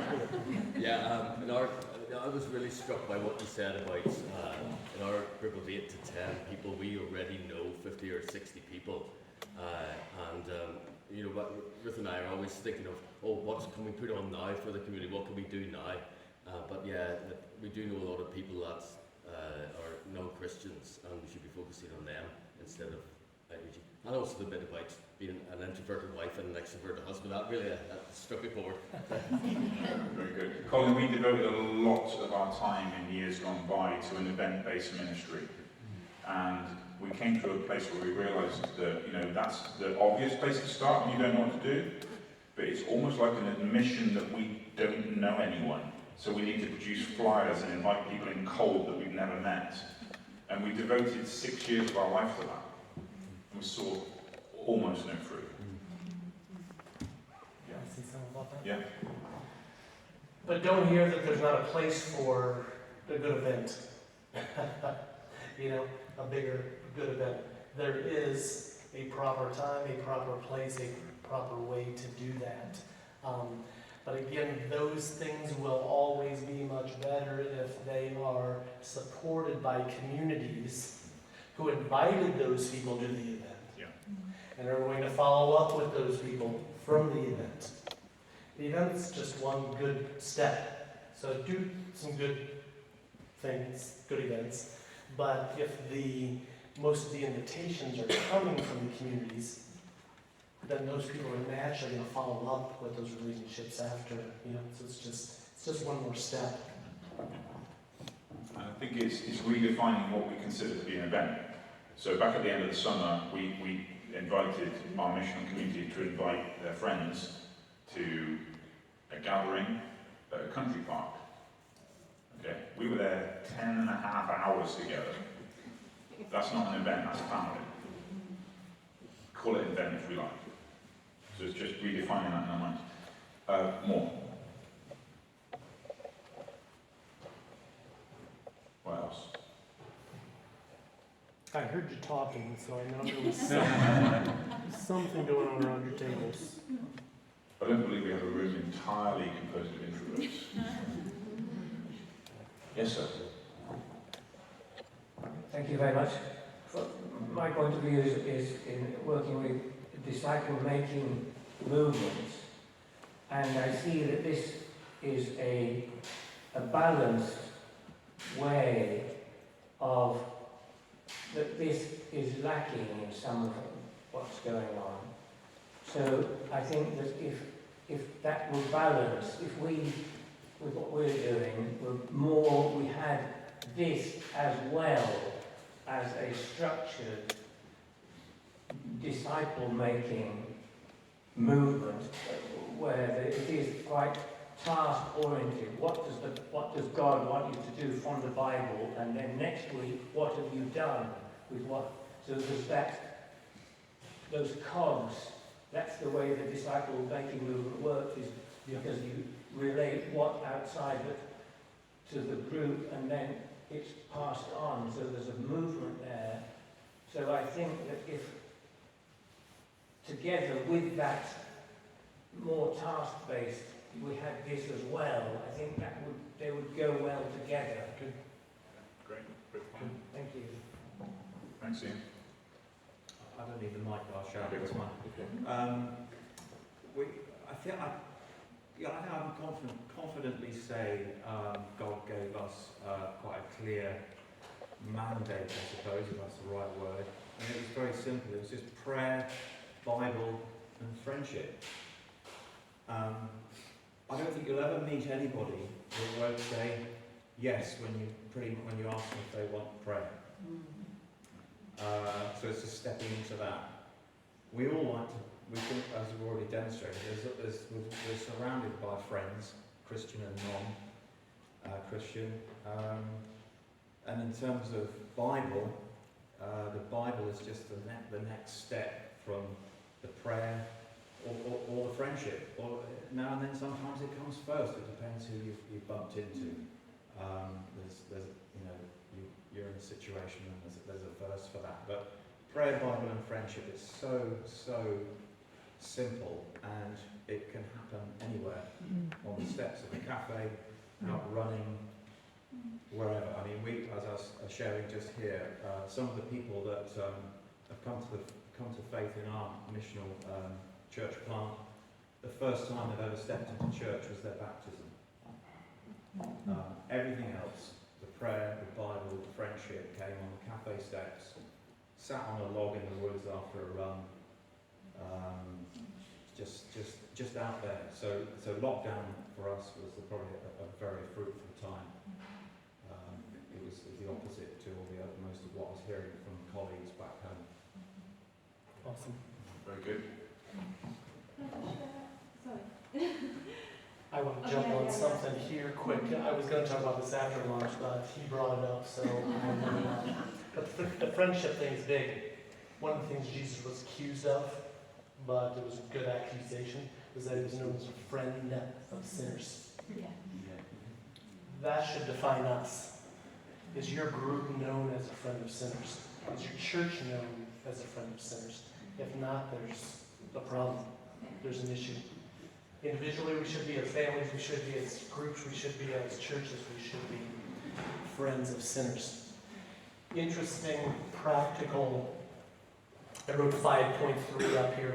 We'll talk about this more after lunch, but the average, so this was some research that was done in the U.S. some years ago, but I found it to be anecdotally true in places I've traveled around the world, leaders I've talked to. The average non-Christian will need to become friends with 5.3 Christians on their journey to Jesus. What's that tell us? Are one or two people going to do it? No. Are you going to do it? No. Are you and your husband going to do it? No. Your community. It always takes a community. Why? Different personalities, different giftings, different stories, different experiences. It's a conversation here, it's coffee here, it's a run in the woods there, it's that conversation. It's you helped them fix their car, you helped them when she just had a baby with meals, you helped them, you blessed them, this conversation, that conversation, multiple moments, multiple conversations, multiple people in that journey. And if I would ask you if we had time, I know that would be true for each of you. It was not just one conversation, it was not just one person, it was not just one event, it was not just one place, it was many. It was many people, many places, many experiences. It was many. And so how do we organize our groups, how do we organize our churches to make that possible? It takes a community coming around people, being friends, supportive family with them on the journey. Lisa, did you want to come in? You said what I was going to say. So it's about building relationships with our non-Christian friends and whatever. Building relationships that builds trust, and then you can share that gospel message not only by opening your mouth when the time's right, but your lifestyle towards them in the first place. And I think above all, you know, you're loving God first and loving others above yourself. And God enables when we do that. And like when you say, yes, Christ is the centre of everything really. And so when we put God first, he then enables. But I love the relationships and the family and the many people that make a whole and that, you know, can impact on the community. So I think it's great what you said today. Thank you. Last thing before we looks like who's up. Part of what a lot of lost people need to see, want to see, is to see us love each other. If this thing's true, if this thing's real, and they see us not love each other, sacrifice for each other, be generous towards each other, be gracious towards each other, what use is it? So non-Christians, unfortunately, throughout history, at times, and even some stories I've heard since I've been here, if churches aren't doing that, if communities aren't doing that, it's going to push people away. Because they look at them and just say, you're hypocrites. You say this is true. Jesus actually commands you to love, but you're not loving. Jesus commands you to be gracious and generous and hospitable and compassionate, and what's going on? There's some disconnect. So when we don't, it pushes away, but when we do, yes, it influences and it changes lives. We had a quick story. We had a single mom, non-Christian woman at a Christmas party we did last Christmas, and it was such a cool little compliment at the end of the night. Pretty normal Christmas party, you know, with the food and some games, and we did a bit of the Christmas story, and we did a little Christmas thing with the kids that were there, so pretty normal thing. At the end of the night, she came up to me, and she said two things. She said, man, I loved, and this comes from non-Christian, I loved watching you love each other. But then she said, I want to thank you because I know you guys have this community thing going on. So she's, you know, a lot of times, like, people aren't stupid, you know.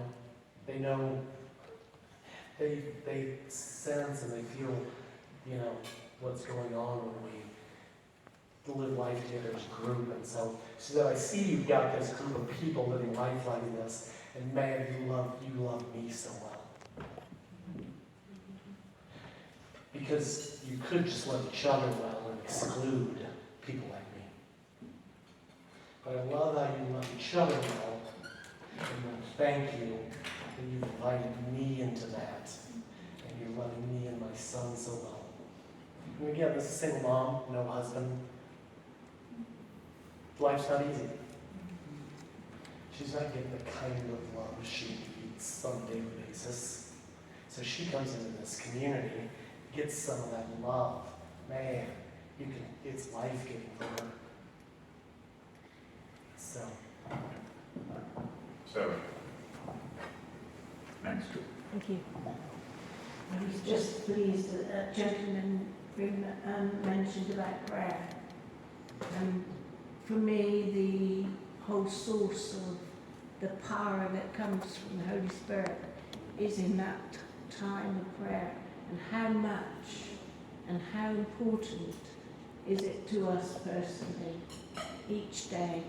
And as far as prayer to other people are concerned, I worked for 30 years as a practice nurse, and obviously I chose my times and the times when the Spirit told me to do so, but I prayed with a number of people during work time, because they would come in with their issues.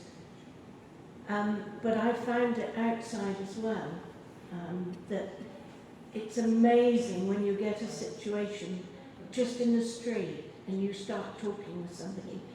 They're quite willing to pray. They really are. I have nobody who would say no when I said to them, would you like me to pray for you?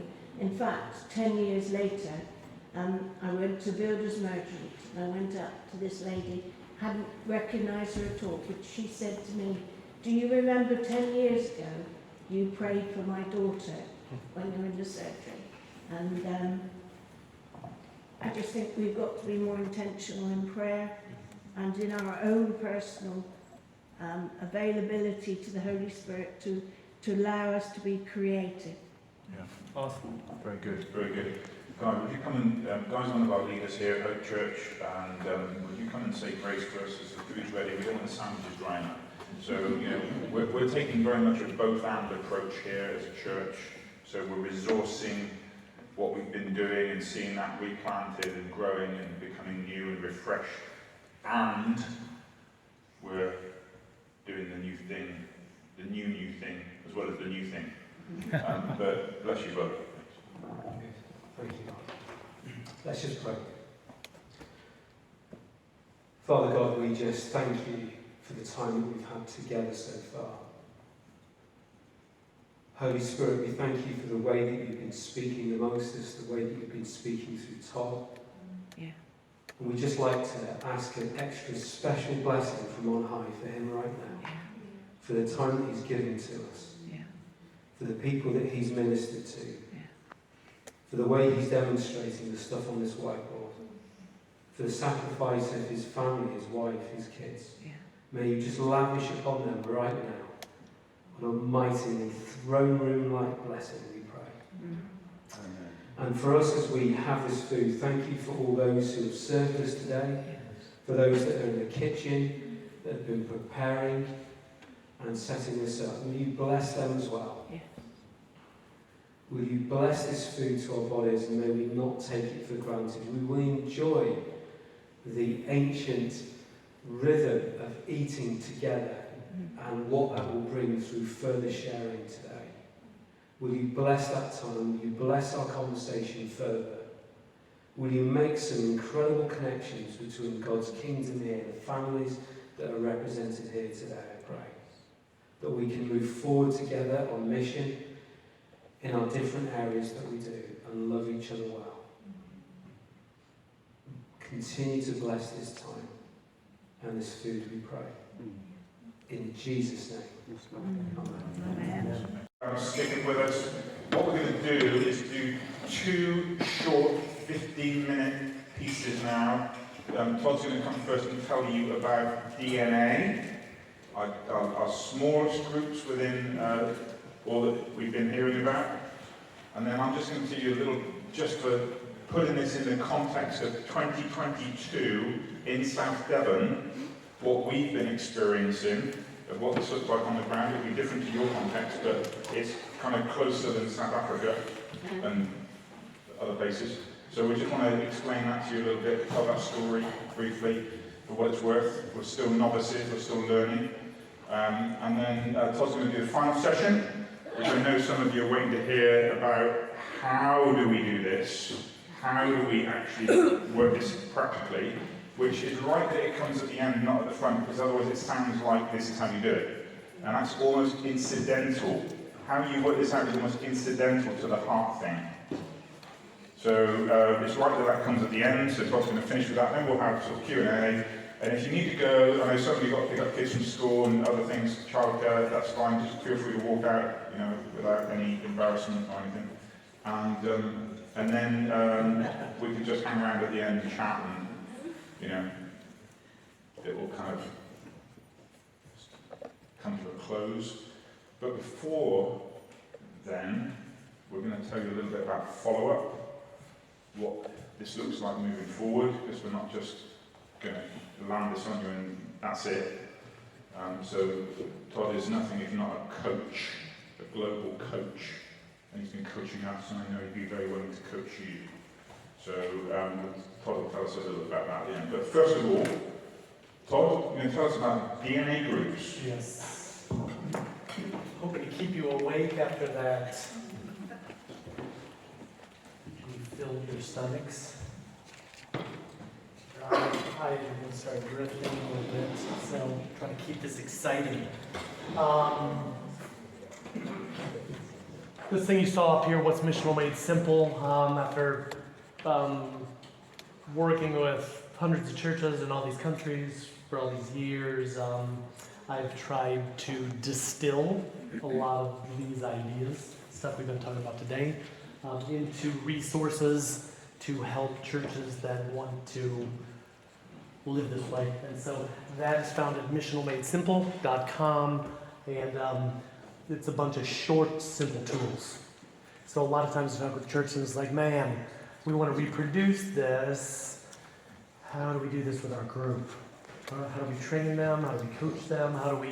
And I found that giving it to groups in bite-sized pieces is the best way. That's why it's called Missional Made Simple. Giving it to them in bite-sized pieces over time rather than, a huge amount of information that they're probably not going to fully get anyway. And so, anyway, if it's helpful, go to Missional Made Simple. And like Mark said, I coach churches around the world every day, every week. And so feel free to reach out, and we could get on a Zoom video call and talk. So DNA, what is it? Why is it? Why is it important? So churches I work with that are trying to work this stuff out, I encourage them to consider a third structure, if you want to call it that. Again, we could call it a third way of relating. Okay? So it's a way of relating. So it's better than considering another program or structure. But these are the big three things that are usually in view for most churches. Okay? You've got your typical Sunday gathering. So churches I work with, we're not anti-Sunday. We're not anti-big, normal. My church, we do Sunday morning very well. 10 to 12, Sunday morning, preach hard, worship hard, communion. But one qualifier, I would say, is that we do it simple. We do it well, but we do it simple, so it doesn't take too much time or too much money for the team of people doing it. So many churches I work with put huge amounts of man hours and huge amounts of money into pulling off Sunday. And it's not necessary. I can tell you from experience, I can tell you from working with a lot of churches, you can do it well, you can do it properly. Simple and cheap. You can do it. If you want to talk about that later offline, we can do that, okay? So, but Sunday, there's certain things that happen with a larger group of people gathering that cannot happen in a small group. So I'm not fully like a house church, cell church proponent. I don't like the idea. Fully. Obviously, I think it's primary, but Sunday plays an important role. Having the larger community of believers. Again, there's things that happen there that can't happen in the other environments. Okay? So we've got Sunday, we've got missional community. Again, we're going to be talking about that in the last session. How do we start one? How do we organize it? How do we plan it? But this size is usually, we'll say 8 to 14 people. I think that's the sweet spot. 8 to 14. Gets smaller than that, too small, lacks capacity, lacks diversity, lacks gifting, just lacks. You get bigger than that, you can't be a good family. That's adults, is it? Huh? Adults. Yes, good qualifier. Yeah, 8 to 14 adults. So like mine right now has 13 adults and 13 children. So my community back in San Diego right now has 26 humans. 13 older humans, 13 younger humans. Okay? 26. So that is 8 to 14 adults. You get bigger than 14 adults, it's just hard to manage it relationally. Don't think you can be a very good family with 20.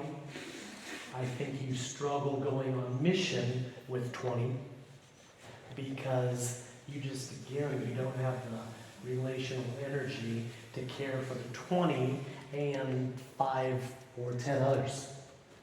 It's just hard to manage, okay? Anyway, talk about that more. Third structure, what is it?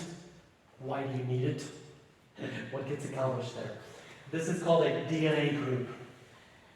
The letters stand for things which I will describe, but this is 3 to 5 women together, 3 to 5 men together.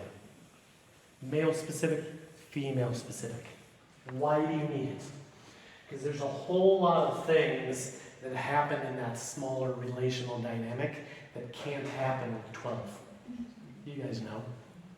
Difference between 5 of you sitting around a table versus 12 or 13 or 14. You relate differently. And speaking of, who was my introvert? Speaking of introverts, okay? My DNA right now has three guys in it back in San Diego, but I've had them where we've had 4. 5 is kind of the exception, okay? 3 or 4 is ideal. But if you've got 3 people in a DNA, the introverts can't hide, which is a good thing. Because a lot of introverts, what they need to learn to articulate their faith. And they need to learn to speak about life, which they don't often have to do if they're in a larger group.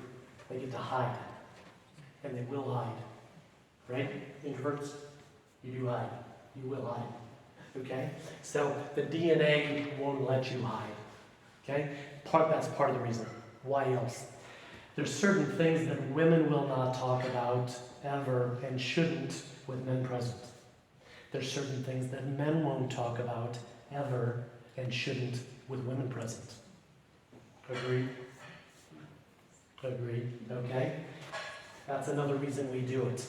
You're creating a regular opportunity for men to go deep, deep, deep, deep with men. For women to go deep, deep, deep, deep with women. It's safe. Again, it's everybody's engaged. Talking, asking, listening, just that level of engagement, which is different because it's small, different because it's gender specific. Okay? What do we try to accomplish here? Okay? So, missional community, as you heard me unpack this morning, is not a program, it's not a structure, it is a life together. Okay, so when people ask you what is it, it's a way of living, it's a quality of life. It's a life together. Okay? DNA actually is a meeting, or it's more like a meeting. Okay? A lot of DNAs will meet two to 3 times in a month. 2 hours. My guys meet 8 to 10 p.m. on Wednesday night. We do that because we all have small children, and so we actually rotate the first and third Wednesdays, the women DNA, so the dads can be home putting the kids down. The others, the second and fourth Wednesdays, the men are DNA, and the wives are home being good moms, putting the kids down. But we do that because we can get the kids down without being too stressful or too complicated, all of that. That's if you have kids. That's what we have to figure out because we have kids. If you're single, if you're empty nesters, if you're retired, you can do even more DNA. So, okay? But what does DNA mean? Okay? So, basically, discover is your Bible piece. It's a Bible piece, it's a Holy Spirit piece. It's basically where we're asking each other, what is God teaching you from His Word? What are you hearing from the Spirit in your daily life? What are you learning? What are you discovering? About God, about what He wants you to do, what He wants you to change. And so this is where would Bible study happen? It would happen here, mostly. It would happen here a little bit. And that might be a shift in thinking for some of you. Because again, traditional small groups, community groups, home groups, life groups, historically, primarily have been Bible study first, with a little bit of sprinkles of other stuff. Okay? We're saying the Bible is going to primarily be engaged here, so that this time can be other things in addition to that. Sometimes when you meet with your missional community, you will study the Bible, but not every time, and not even most of the time. Probably about a third of the time. What do you do the other time? We do lots of other things, okay? Sometimes might be, we had a situation where one of the people from our missional community, she was a baby Christian. She had a husband who was not a Christian. And she came to what we call our family meal night, which we do 2 times a month. She came to the family meal night, and we find out that she had just found out that her husband had just had a second affair. What do you think we're going to do in that moment to meet your family?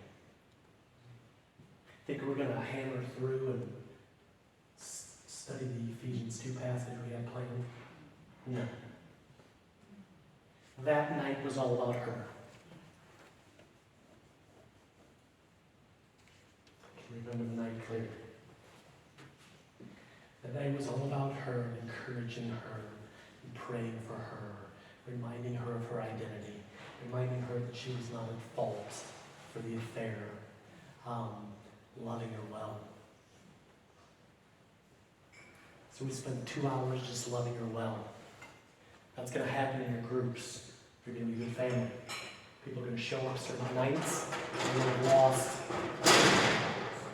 They will have lost a job, or found out they've, something physically is going on, cancer or something, or one of their parents is sick, or life. That stuff's happening all the time. So those nights we shift gears, we adjust, and we say, to be good family tonight is going to look different. We're going to care for that person. We're going to grieve with that person, pray for that person, encourage that person. So we do that kind of stuff about a third of the time. And then about a third of the time, sorry, I'm kind of getting into about a third of the time, missional community looks like we will have non-Christians there. And so the night we will adjust, and we will love them well. We will get to know their story, maybe tell them some of our story. We had a situation not long ago. We had a non-Christian single mom show up to our community. We didn't know she was going to show up. It was kind of a last minute thing. She shows up, first time meeting her really. And it's like, okay, how do we care for Christine, her name? How do we care for Christine well and be good family tonight? So we had a couple new, we had 2 young couples, one newly married and one that had just had their first baby. So it's just like, I'm going to ask them some questions, see how they're doing. So I asked this couple, man, you guys been married 3 months now, how's that going? So they were like, man, married, it's awesome to be married, and we're finding out we're very selfish. Okay, this comes out of the mouths of young baby Christians, which is really cool. They said, man, are we selfish? He wants to do something at this time, and I want to do something at that time, and I want to put the dishes here, and he wants to put the dishes there, and he rolls the toothpaste this way, and I roll the toothpaste that way. And we're finding out we're very different and we're very selfish. But then they said one more thing. They said, but we're learning to serve each other. We're learning to kind of die to some of our preferences for the sake of the other. Again, this is coming out of the mouths of young Christians. So you've got this non-Christian woman showing up. What do you think's going on in her mind? It's got to be like blowing her mind. It's like, who are these people? It's like we ate a meal together, first of all, for like an hour, and we had a great conversation around the table. We enjoyed the food. We enjoyed each other's kids. We asked her questions around the table. Then we come into the living room. People are sharing about being newly married and all that. They're vulnerable. They're authentic. And they're talking about serving each other. Like, are these humans? So then I asked the other couple sitting beside them, man, you guys just had your first baby. How's that going? Again, the young Christians. Ramiro and Amanda are their names. And they said, being parents, amazing. Love it. Cute little baby, so good. And waking up at 2 in the morning is not fun. And it's really hard, and we're really tired, and we're starting to bicker a little bit, and we are embarrassed because at 2 in the morning at times, we're elbowing each other in bed, saying, who's getting up with the baby? Are you doing it? I don't want to do it, you do it. And actually getting angry at the baby for making them wake up at 2. So we laughing, and they're sharing all of this vulnerable stuff, and then they say, and we're learning to serve each other as new parents. So it's amazing for the whole group to hear and experience all that together. But think about this non-Christian parent. Incredible. Incredible. She's seeing normal people share about normal life, but with a Christ-centeredness, servant-centeredness, powerful. Does that make sense? So we do that some nights. Some nights it's just like, if you want to call it story-focused, but not like superficial story, like deeper story. And so talking about life, but connecting it to what Jesus is teaching you as new parents, as newly married, as somebody that is struggling physically with anxiety, depression, eating disorder, drug addiction, alcohol use. We talk about those things. We got to get deep into those stories and then speak the good news of the gospel into those stories. So we do that a third of the time. Sorry, where are the kids at this point? Kids are off in another area, another part of the house. We live in San Diego, so we've got good weather.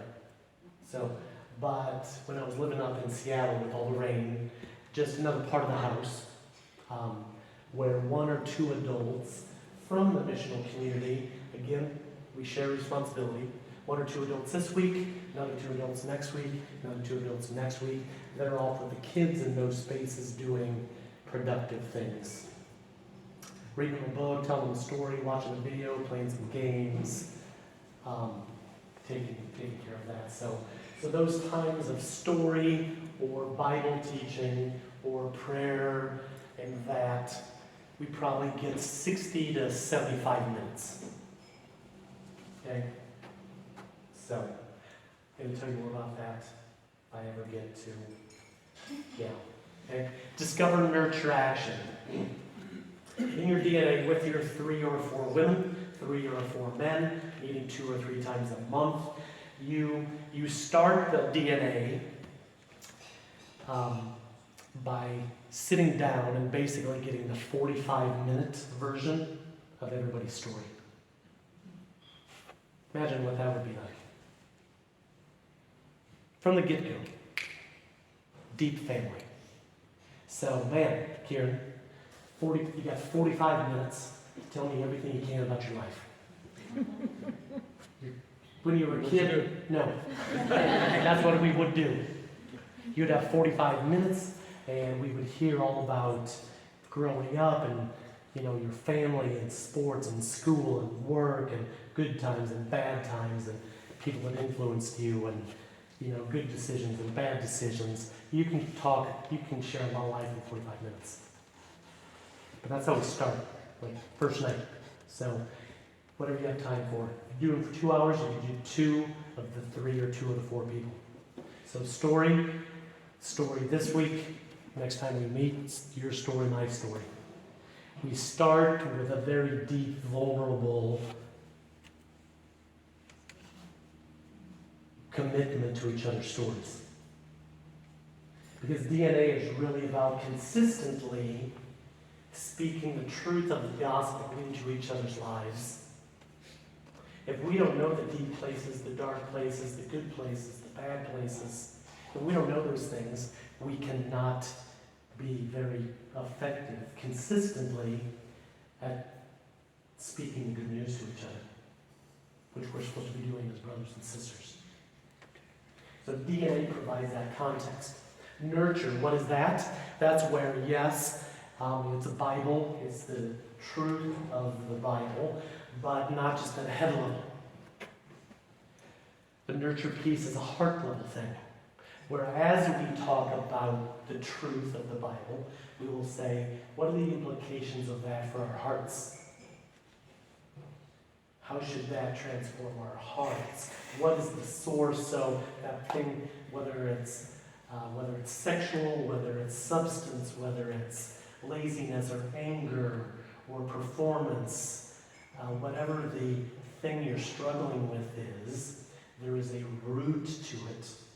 There is a source, and it's rooted in your heart. So if we don't consistently do that heart work with each other, that root work with each other, a lot of stuff's going to go unchanged. That's why people stay in addiction for decades, and stay in porn for decades, and stay in bad marriages for decades, and stay for decades. Stuff, if it gets talked about, which doesn't often, if it gets talked about here, at a head level, at a superficial level, not at a heart level. And if it doesn't get dealt with and gospeled at a heart level, there will not be transformation and life change. So we're doing a lot of heart work. Bible work, that's the head. Heart work, nurture, that's the heart. And then action is the hands, where we say, okay, based on what we talked about biblically tonight and on a heart level tonight, how do we respond? How do we obey? What's the obedience? What's the step of obedience God's calling you to, calling us to? What's the action? And then how do we keep each other accountable to that? Because we're brothers, we're sisters. So that's what DNA is all about, okay? There's a DNA resource on my site. I do a lot of DNA training actually for churches, and so if you want to get on a call with some of your leaders, talk about DNA, we can do that. Okay? That's enough about DNA. Okay, great.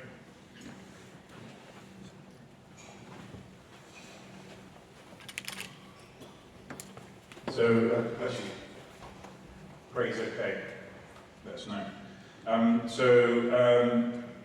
I met Todd in September 2019 in Birmingham, and then we started coaching. And we were literally about to launch Missional Community when COVID hit. So the worst possible time in history ever to start something so relational, when the one thing we're not allowed to do is to meet together.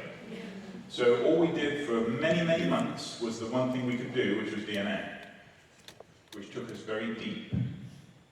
This is primarily for Christians. Todd's got another resource, which is, helping people to come to faith, but he'll tell you about that another time maybe. So we started doing DNA, and we didn't throw our first party until the 4th of July 2021. So we'll be going a year and a bit. And we have grown, and we're probably 35 plus with kids. There's a lot of kids. So if we factor out the kids, we're still at that tipping point, because not everybody comes every time. So, in fact, to give you an idea of how messy this is, we have not had a single event, single gathering, a single party, a single meal, a single thing with everyone. Not once have we seen everyone together at the same time. So it's incredibly messy. It feels like the wheels are about to come off every week. Are we going to have enough food? Is anyone going to show up? It's just that kind of thing. And yet, as we've relaxed into it, we've had a taste of the abundant life like we've never tasted before. And the abundant life is abundantly more of everything. It's not just fun. It's abundantly more prayerful, it's abundantly more food, it's abundantly more unnerving at times, and it's a more disciplined, organised life than we're used to. So Todd's going to come on to tell you about one useful resource he gave us called a 30-day plan, where we had to start scheduling in our diaries what are we going to do and when. We run this all through WhatsApp, we have a WhatsApp group. which is full of life. You know, we go away for a few days and we come back to like 200 messages because the group are carrying on without us. We met down in the cafe room last weekend and we turned up an hour late, Joe and I did. I don't think many of you who are here, you know who you are if you're part of our MC, there's half a dozen of them here today. I don't think anybody even looked up when we walked in. The food was all ready, the party was in full swing. They didn't need us. You know, they don't need to be told to tidy up because on day one, the first barbecue they came to, everybody mucks in. So it's just like family life. You know, you don't have to invite people to do that. It's part of the deal that you signed up for. So we're having a fairly immersive experience. We've done some other stuff. We've had a weekend away up to Bernard's Acre on Dartmoor. And you know, we're working with some families. We went away to the Big Church Festival. One of our families, single mum, the kids had never been further than Weston-super-Mare. So that was quite a big deal to go to Brighton, camping, you know. And so we're starting to see life happen. We've had people finding hope, finding faith where there was not a lot before. We've had relational transformation within some of that brokenness, within families, little signs and wonders. We've had a healing. We've had, I don't even know what it is, but it's good. It's good. And we are right at that cusp where we're praying, what now? So I think, you know, tonight Todd's going to be speaking into our particular circumstances. He observes us and watches us. He's going to come in with this maximum objectivity. I'm a little bit nervous. But hey, you know, we want to get this right. So we've just been trying to follow what we've been learning on these Zoom calls and what I picked up in Birmingham, and we just need a little bit of course correction now. But we can't stop now. We're absolutely all in for this for the rest of our lives because it is such an immersive, life-giving, colourful, and we have some colourful people.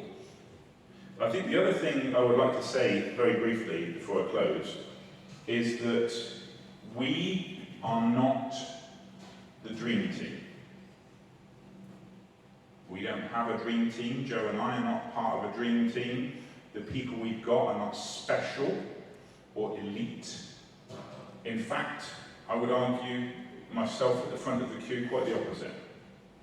Until a few years ago, I did not like having people in my home. I would say to Joe, when are they going? So it's not natural for me. I'm not naturally a social person. But it's about the Lord getting his way.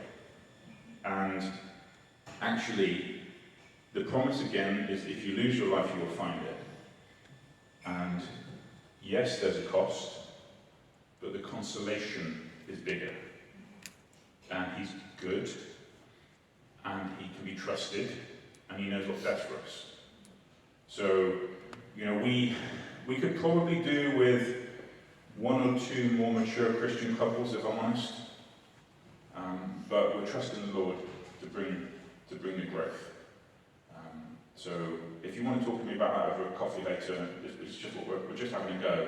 We really, you know, we're just giving it a go. And yeah, that's really all I've got to say. Yeah, awesome. Like, yeah, this is for ordinary people. Doesn't require super Christians. But if we're going, I was wondering actually, I wanted to ask, like, what percentage of people in your city, and again, you represent quite a few cities here, we'll just say Southern England, okay, this southern patch. What percentage of people would you say are true, genuine Christ followers? Anybody know that? 3%. 3%? Agree, disagree? I think it's a bit higher, I think, isn't it? About 11 goes. I don't know actually. I would guess higher, like 6, 7. Okay, whatever the number is, we'll just say it's low, okay? 3%, 5%, 7%. Still, what about the 90, I'll be generous and say 7. So what about the 93%? And of that 93%, probably at least 80% are never or highly unlikely to ever step foot in a church building. Would you agree? So, that's a lot of people. No matter how cool your church building is, and this is very cool, love it. No matter how good the event is, how good the food is, they are not going to step foot in your church building until you build trust with them and become friends with them. They're just not, ever. So, who's going to reach them? Who's going to reach them? If you choose not to live life in the way we're describing here, who's going to reach them? How are they going to be reached? I don't think they will be. I don't think they will be. If you and others like you and other churches like you don't take the things we're talking about seriously here. So, how do we do it? We didn't start today with how do you do it, because if the motivation and the heart is not in the proper place, it won't last long, won't go well, won't be fruitful, won't be sustainable. That's why we spent time talking about the things we did, seeing it in the biblical narrative, rooting it in Jesus, understanding that heart motivation is so key. Being prayerful, spirit-dependent people is absolutely crucial. There's no magic structure, there's no magic model that's going to reach that 80%. It requires people that are passionate about Jesus, passionate about each other like family, that are going to go to them and passionately, radically love them, serve them, sacrifice for them, give their life to them. It's the only way. I think it's the biblical way. So how can we organize some of this? And again, the principles I give you are not, I've seen them work, be fruitful all over the world. So it's not Western, it's not American, it's not European. So I think based on what we see in the life of Jesus, the Gospels, practices of the early church, and then play out throughout church history, I think these are some principles we can agree on that we see there, okay? First one, I've already talked about this.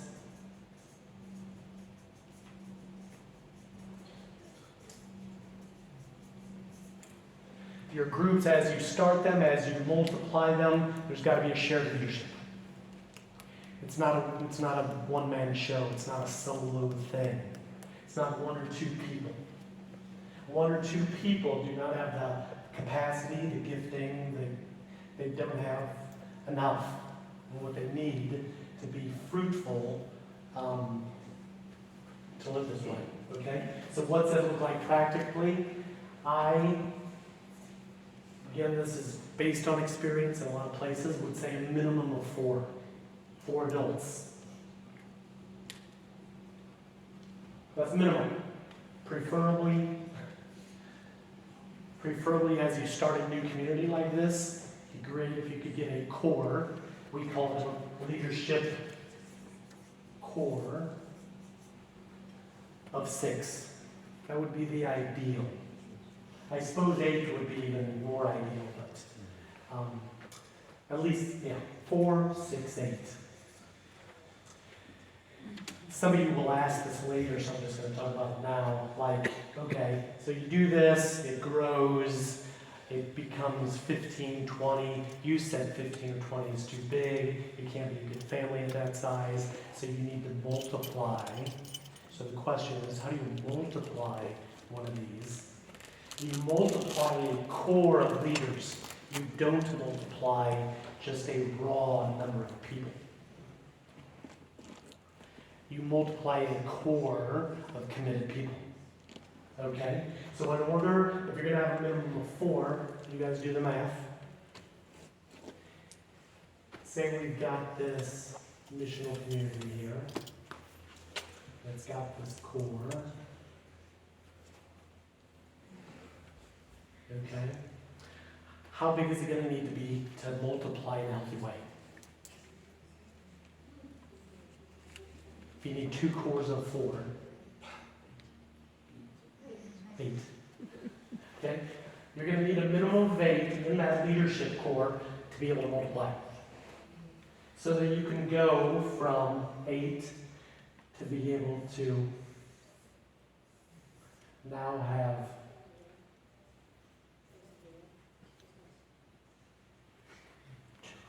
2 cores leading 2 of these communities that look like a family on mission. Okay?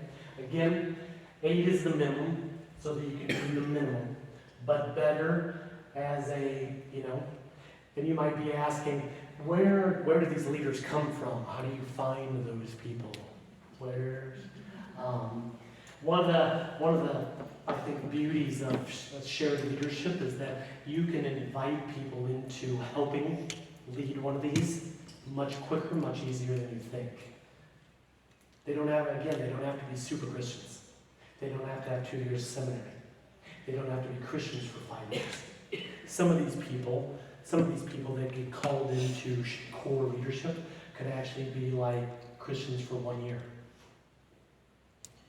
If they love Jesus, if they love the community, and if they want to love lost people. It seems like in Luke 5, wasn't that the qualifications? Did you see any other qualifications there? That's what I saw. Love Jesus, love each other as a family, love lost people, and be ready to go give your life to them. So, that becomes the qualifier. That's who's ready to help lead one of these. So you can see more people could be ready for that right sooner than later. They love Jesus, love the family, love the lost. Okay? So we invite, but even if you do invite some of those younger baby Christians in to help, they're not going to make a mess of things. That's why we share leadership. You've got your older, more mature ones that are going to protect the family, right? It's kind of like I've got an 8-year-old son, okay? I give him appropriate levels of responsibility, but I don't let him drive the car. He's not going to drive the family van with 7 of us in it. That's not appropriate, okay? It's dangerous. So with those younger ones, those little ones, we give them appropriate levels of responsibility, but the older ones, the more mature ones, are going to keep it on track. So that's how we can keep calling more and more people into shared leadership, so we can grow more of these and multiply more of these, and hopefully also lead more people to Jesus. Making sense? Another thing that would be helpful, okay? 3 relational layers to a missional community. You've got your core of 4 to 8 people.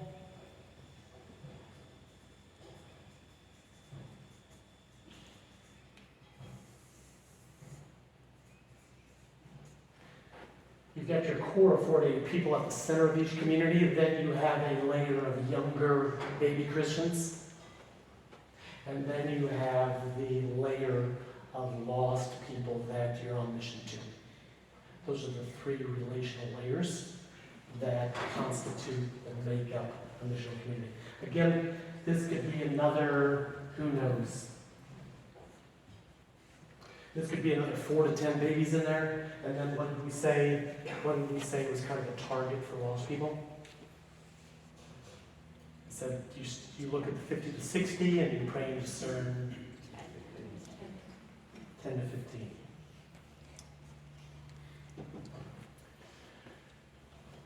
So are those kinds of numbers making sense? Could you imagine now, oh, yeah, I could see how you could be good family. I could see how you could be consistent and faithful on mission to 10 to 15 lost people in this way. Does that make sense? Questions? This is really key, so I don't want to move on. I don't want to move on until you guys are clear and happy about that. So in your, where are you fitting people who aren't baby Christians and aren't in the core leadership? Well, that's a problem. If they're not, if I would say that's not a possibility. If they're not in the core, why are they not in the core? And you don't, there aren't people who have seasons of their lives that they want to belong to a community, but they don't want to be in the core. Again, remember what did we say about the core? We said that they can have appropriate levels of responsibility. So even if somebody has a unique season, my friend Stephen, the busy doctor, just had their 4th child. He doesn't have the capacity he had 6 months ago because they just had a baby. That doesn't mean he pulls out of the core though. That means he's giving appropriate, in this season, help to the life of family. Does that make sense? So having mature people pull out doesn't make sense to me. It's like, how do you pull out family? You know what I mean? It's like, my teenage kids try to do that. You know, they've got their chores and their responsibilities, and you know, there'll be certain weeks where they try to get out of their chores, they try to get out of their responsibilities, and honestly, that's just bad family. It's like, okay, I understand you've got 3 exams this week, and you've got a big, football match. Okay, let's talk about how can you still help the family play your part with this unique season of exams. And so for people that don't want to be part of the core, I would put them in the baby category. And within your core, so like, are there like some people who are deciding, let's do that on this day? You know, is there leadership within the core, like people who are making decisions, as opposed to, or is everything done together?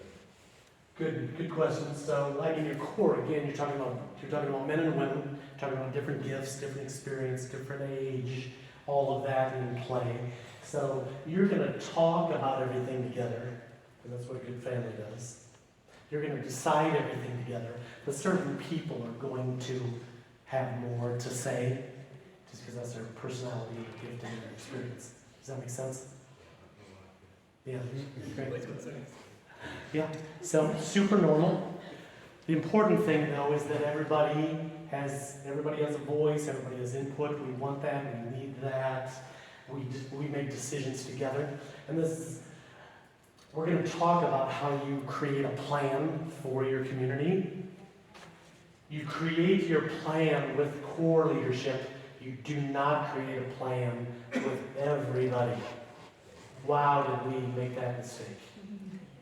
In the early years, we just said, hey, it seems like we should talk to everybody about this.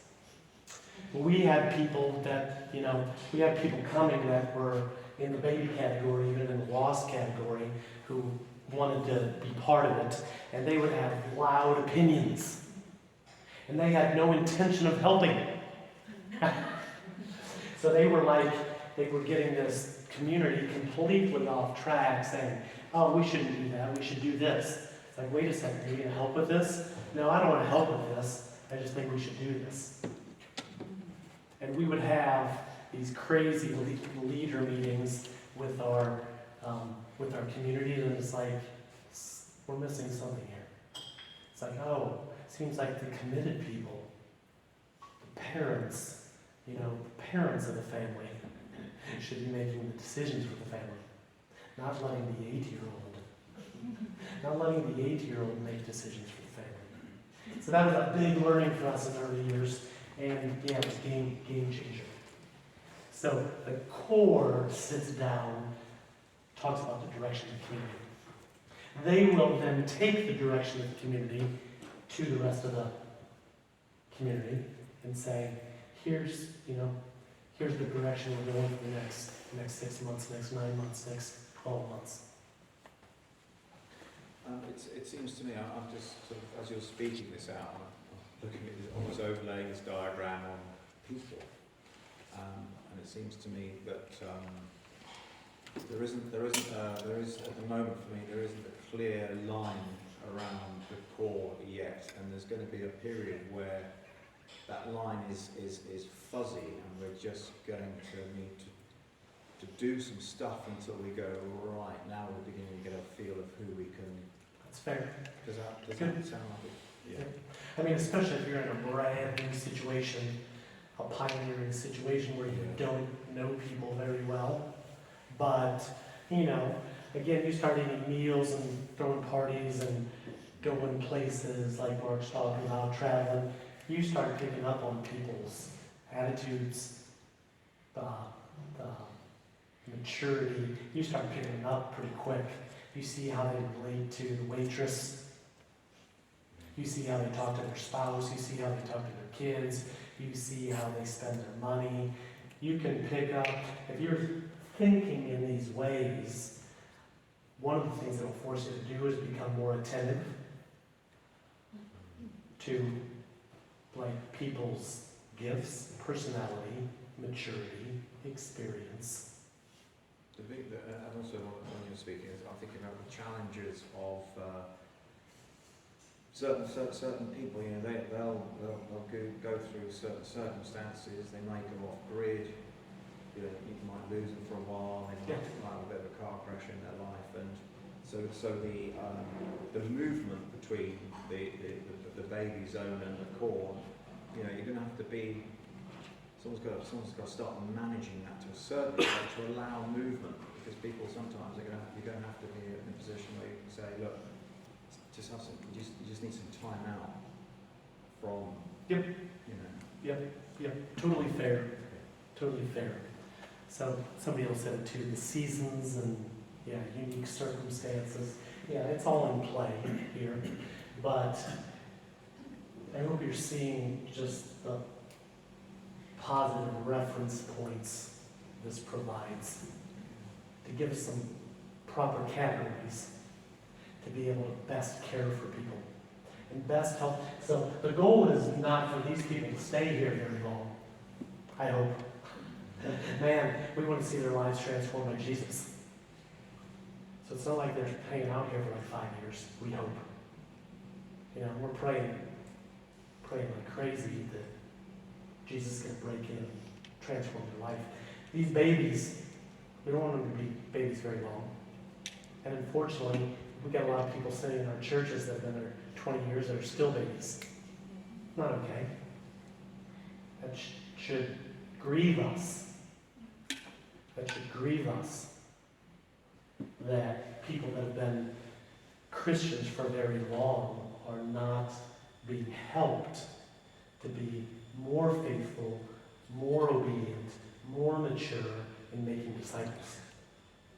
So you're looking at these babies here and saying, what do we need to do over the next 6, 9, 12 months to get them stronger? What do we got to talk about in our DNAs to get those babies stronger? What do we need to talk about at our family meal nights to get those babies stronger in prayer, stronger in the Bible, just stronger in everything? So you're looking at that, you're looking at those, and you're looking at those, and that's really determining week to week, month to month, what you study, what you do as a community. It's based on this. Where are they at? Where do we want them to go? What's going to take to get them there? Okay? So we can come back to this. I'm going to move on now so we don't run out of time. Shared leadership, first thing. Second thing. Already talked about it, but I want to say it like this. If mission is one of our primary goals, or one of our primary callings, one of our primary things, Man, we gotta be clear about it. Sounds obvious, doesn't it? I'm amazed at how many churches I work with that aren't clear about it. And I'll say, okay, so you like the mission of IDEA, sounds like you've got good intentions. What's the mission? Who's the mission? And they'll say, well, our city. Your city, that's like 1 million people or 500,000 people. Like, that's not a clear mission. That's massive. Your church can't do that. Like, or they'll say, my neighborhood. It's a little better, a little smaller, but it's like, well, you've got like 50 neighbors. You know, depending on how you define a neighborhood, where you can walk your dog. Okay? Where you can walk your dog, there's like 50 families there. That's too big, like we said. If you're talking about 50 to 60 people or 50 to 60 families, it's too big. That's not clear. It's too big. You don't have the capacity. Nobody's got the time to love that number of people. To become friends with, remember the goal, becoming friends of sinners? Remember that being the goal? To become friends of sinners? That's too big. So, clarify the mission. We got to get to the 10 to 15. And we not only have to identify who they are, but we have to be very clear about where did those relationships happen? How did those relationships start? How have those relationships continued? Where are the best spaces to deepen those relationships? So you got to be clear about the who, 10 to 15, where. So we'll just say, I already told you about this woman from the grocery store. I'm thinking about her right now. Her name's Lydia.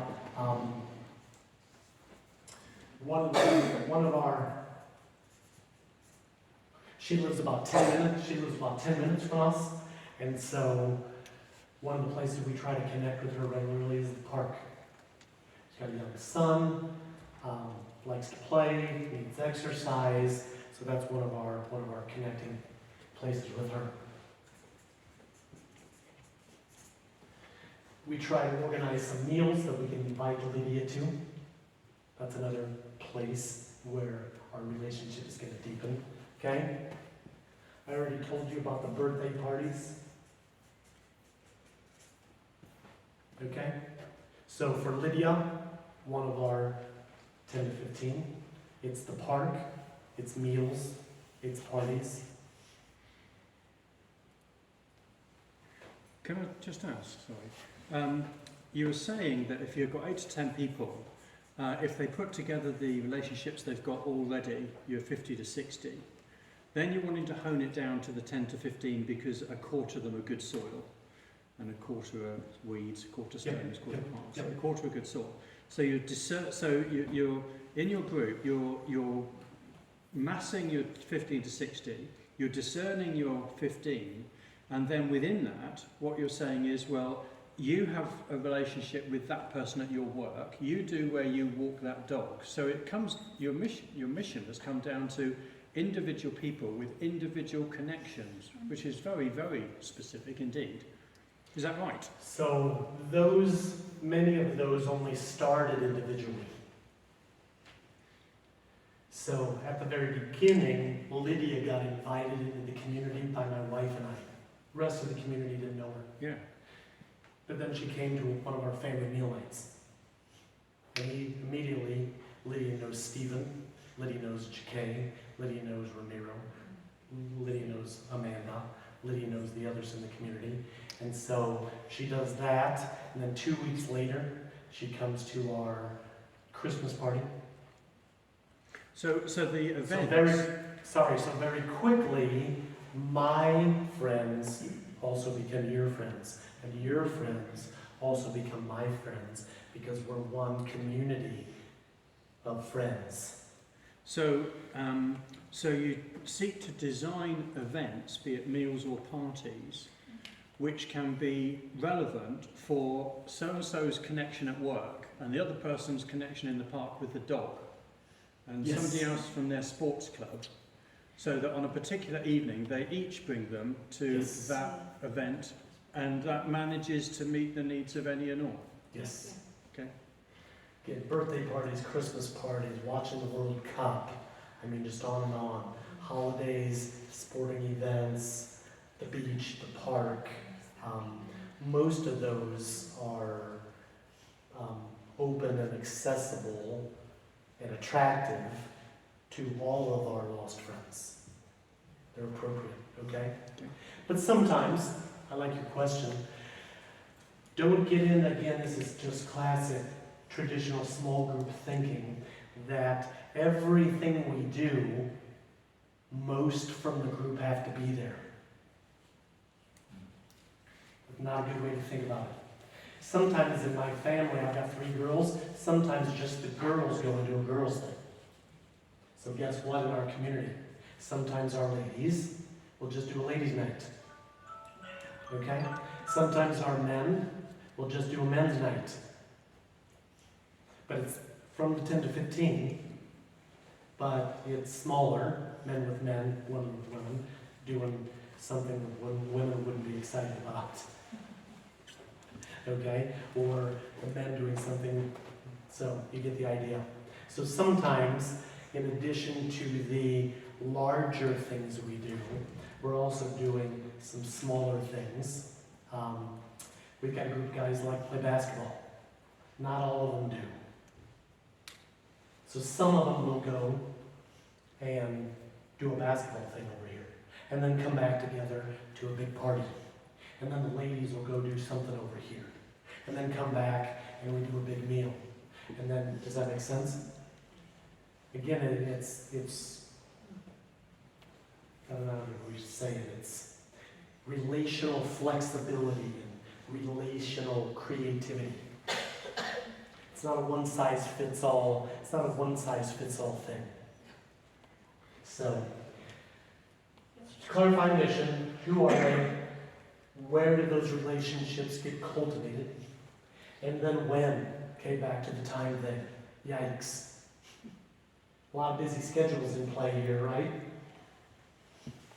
A lot of busy schedules. If you don't, though, determine very clearly together when some of these things are going to happen, they will not happen. You know how it works. You've got good intentions, you want to throw a party, you don't put it on the calendar, and the whole month goes by. Boom.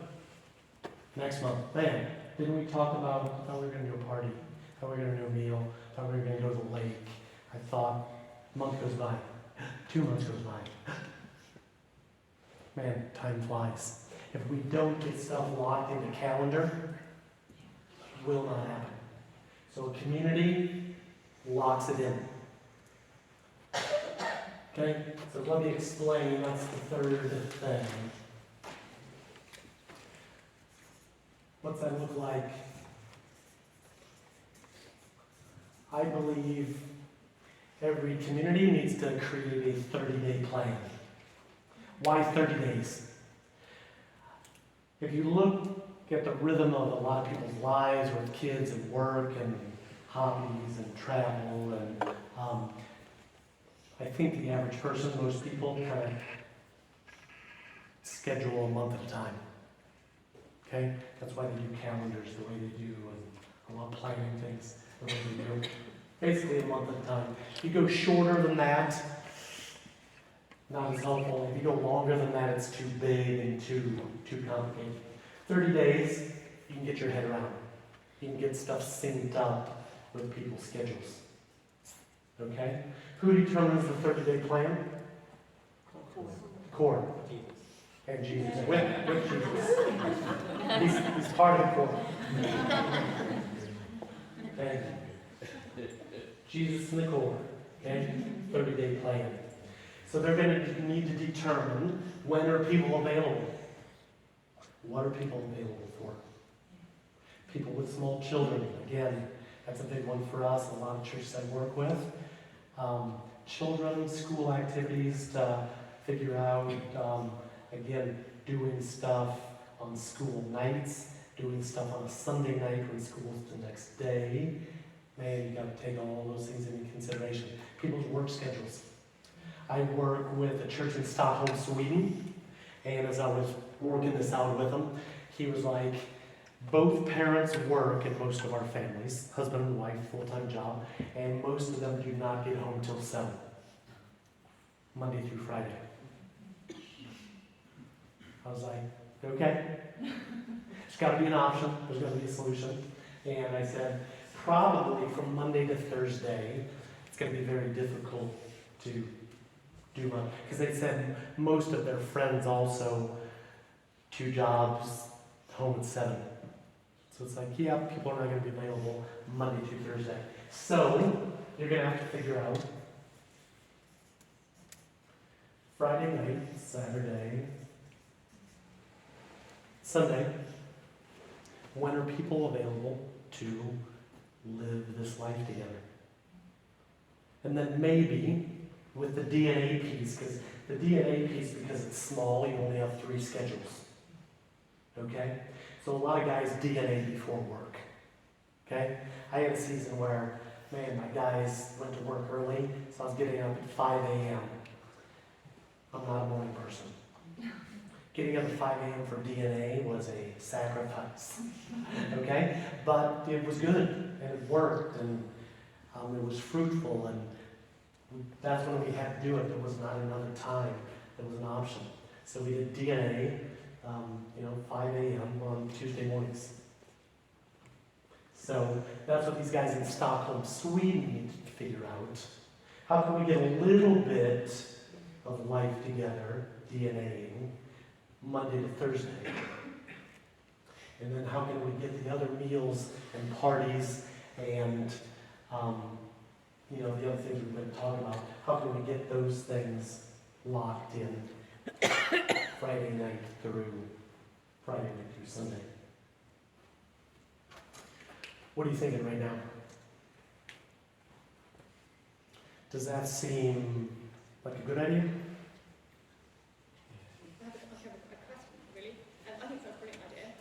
And we're kind of treading some of that, Great. what we're doing.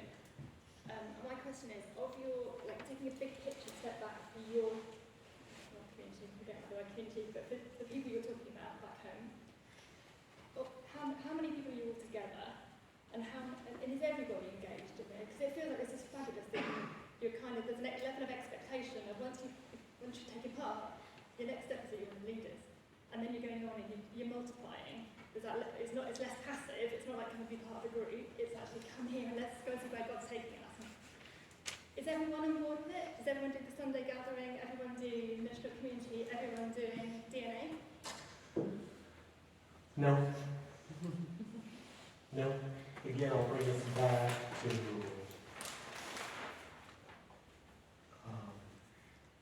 no, definitely not. Because a lot of people fit into these other 2 categories. People that are doing all of it, that are fully in, fully committed, okay? Again, they're your core type.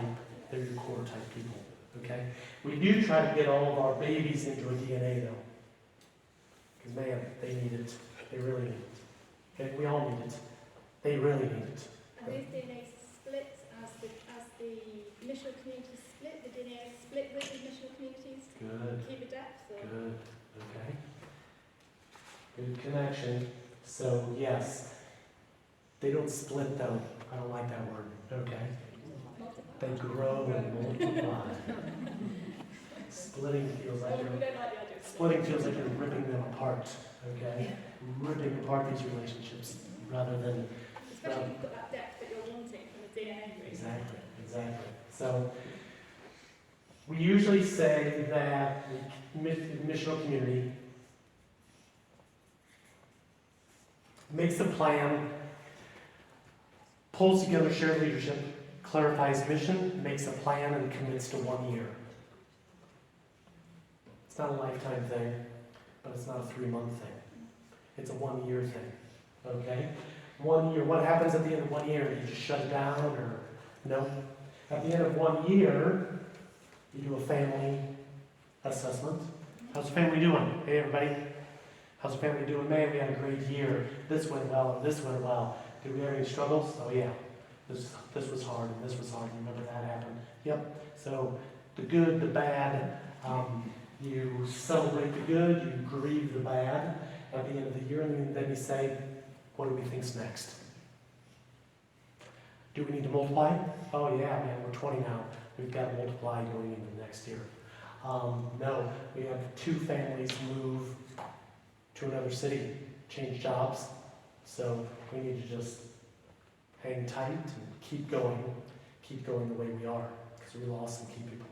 Oh, what we saw this community over here, they lost a key leader family to another city or another country. We don't have enough leadership to multiply, but we've got enough leadership we could send somebody to help them for the next year. So we could strengthen their core and still maintain a strong enough core. So you do that year after year. Does that make sense? So the commitment's to a year. But I like what you said, the DNA goes along with that. Get to the end of the year, hey everybody, how are the DNAs going? How's your lady's DNA going? Oh, great. Oh, you got this new person. Did you add her, or do we need to start another DNA? What do we do so we make sure we are caring for all our ladies? Because we got some new ones. They joined us mid-year. They didn't get pulled into a DNA immediately, but we're going to make sure that in the next year, they're in good DNA. Across missional communities or always within the missional community? Always within the missional community, because it's a family. To have a DNA relationship over here, when you're not living life with those people over there, makes much less sense than having the DNA here, where you're living life with those people.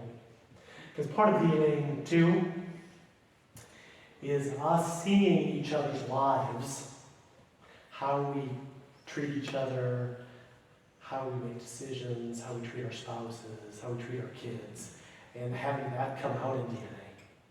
Does that make sense? If I don't see your life, I don't really know what kind of human you are.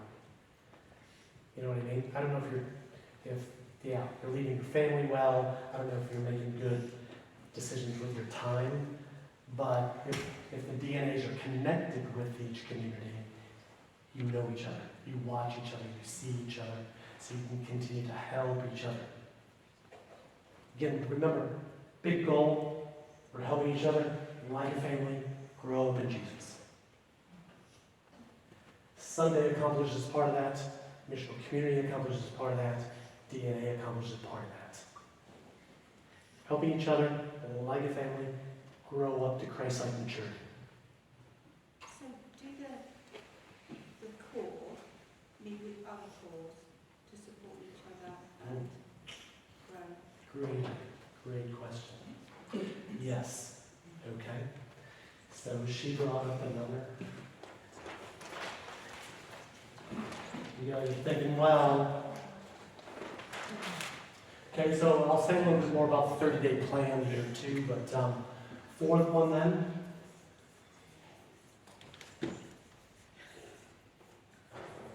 We do some additional, for all of these communities, multiple cores, we do some ongoing coaching and training for them.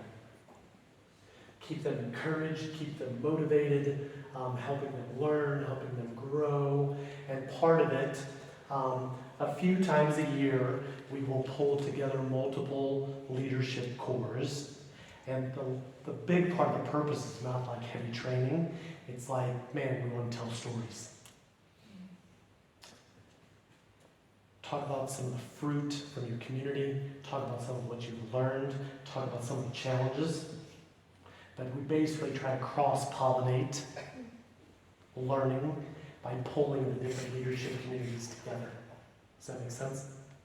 And then each of those cores is connected with a coach. So every core has a coach who is checking in with them, helping them figure out what's next. Think about a sports coach, good football coach, what's he do? You got a game plan? That's why you need the 30-day plan also. If you try to coach a community that doesn't have a plan, how's that going? How's that go on the football pitch? Coach tries to coach a team without a plan. Hope that doesn't look like your favorite team. Okay, you're thinking, that actually is my team right there. Okay? Team needs a plan. Coach coaches to the plan, right? You hear coaches actually, I read a Premier League thing the other day. I follow the league pretty closely. You'd be surprised as an American. Okay? Follow it pretty closely, but one of the top coaches basically said, we had a plan, didn't follow the plan. Somebody asked him what happened. Why'd you guys lose 2-0, whatever it was? Had a plan, didn't follow the plan. So, it wasn't his fault. The team failed to follow the plan, okay? But now he will coach, as a coach does, get them ready for next time by talking about the plan again and saying, hey guys, next time, how about we follow the plan? How about we play defense like this? Okay, so same thing with our communities. So the coach, anywhere from every 1 to 2 months, we would try to get a face-to-face coaching moment. Checking in, pretty simple. The coaching rhythm, pretty simple. Basically say, what's going well? What's going well with your community? What can we celebrate? Okay? What's not going so well? What are the challenges? Let's problem solve those together. And then what are 2 action steps for this next month? Again, it's just like a sports team. What's going well? Hey guys, I think this thing's great. Hey guys, these things weren't so great. Next time we hit the pitch, we need to do these things differently. Same thing with your communities. Hey, very exciting to see the growth of the group in this way, and this way, and this way. These things seem like they need some help, some work. Let's work on that. How can we work on that? Let's put a few action steps in play. Okay? So every 4 to 6 weeks, ideally, a coach who is often an elder or a deacon, and we actually would say that is part of the responsibility of an elder and a deacon. It's not just to pay the bills and, but actually they should be doing that kind of oversight and shepherding. And so elders and deacons, or some of your best group leaders. So sometimes we'll see a group over here doing really well, and we'll just say, man, you're helping lead your group very well with your core and Jesus. Could you also help one other group over here, do a bit of coaching with them? And, again, it's an hour every 4 to 6 weeks. People can find time for that. But that's that coach meeting the whole course, so that could be Ideally, 8 people. Ideally, meeting with the core, a good chunk of core. How are you mixing? And you can do some of that by video too. Obviously, we've learned through COVID that a lot, we don't want to do it all through video because it's less relational and it's less family-like. But it's okay to do it sometimes over video if people are extra busy, can't travel, the weather's bad, don't want to go out in the rain. Okay? Can do a video coaching session. How are you bringing the older people into, if you have specific groups for older people, then that's not family, but how do you bring in, say, the 60-year-old who just wants to follow life and, not a Christian? So how easy is that? So we try to make our communities always as intergenerational as possible. We try to avoid segmented groups. I was a youth pastor for 15 years. I'm not a fan of youth-specific groups. They need older people. The older people need younger people. You agree? All of you. Older people need youngers. Youngers need olders. So we will do some special age-specific things for our teens, some social things, but actually we want them to feel and be fully part of a community like this. To see that they are the church now. They are disciple makers now. It's not something you grow up to after you finish, uni or finish, whatever, school. Like, no, you're the church now. You're part of the family now. But we're going to care for you with appropriate age responsibility. So, my daughters, we had a neighbor who came to Christ some years ago, and my daughters were young at the time. They were fully part of a community like this. They're like 7 years old, 8 years old.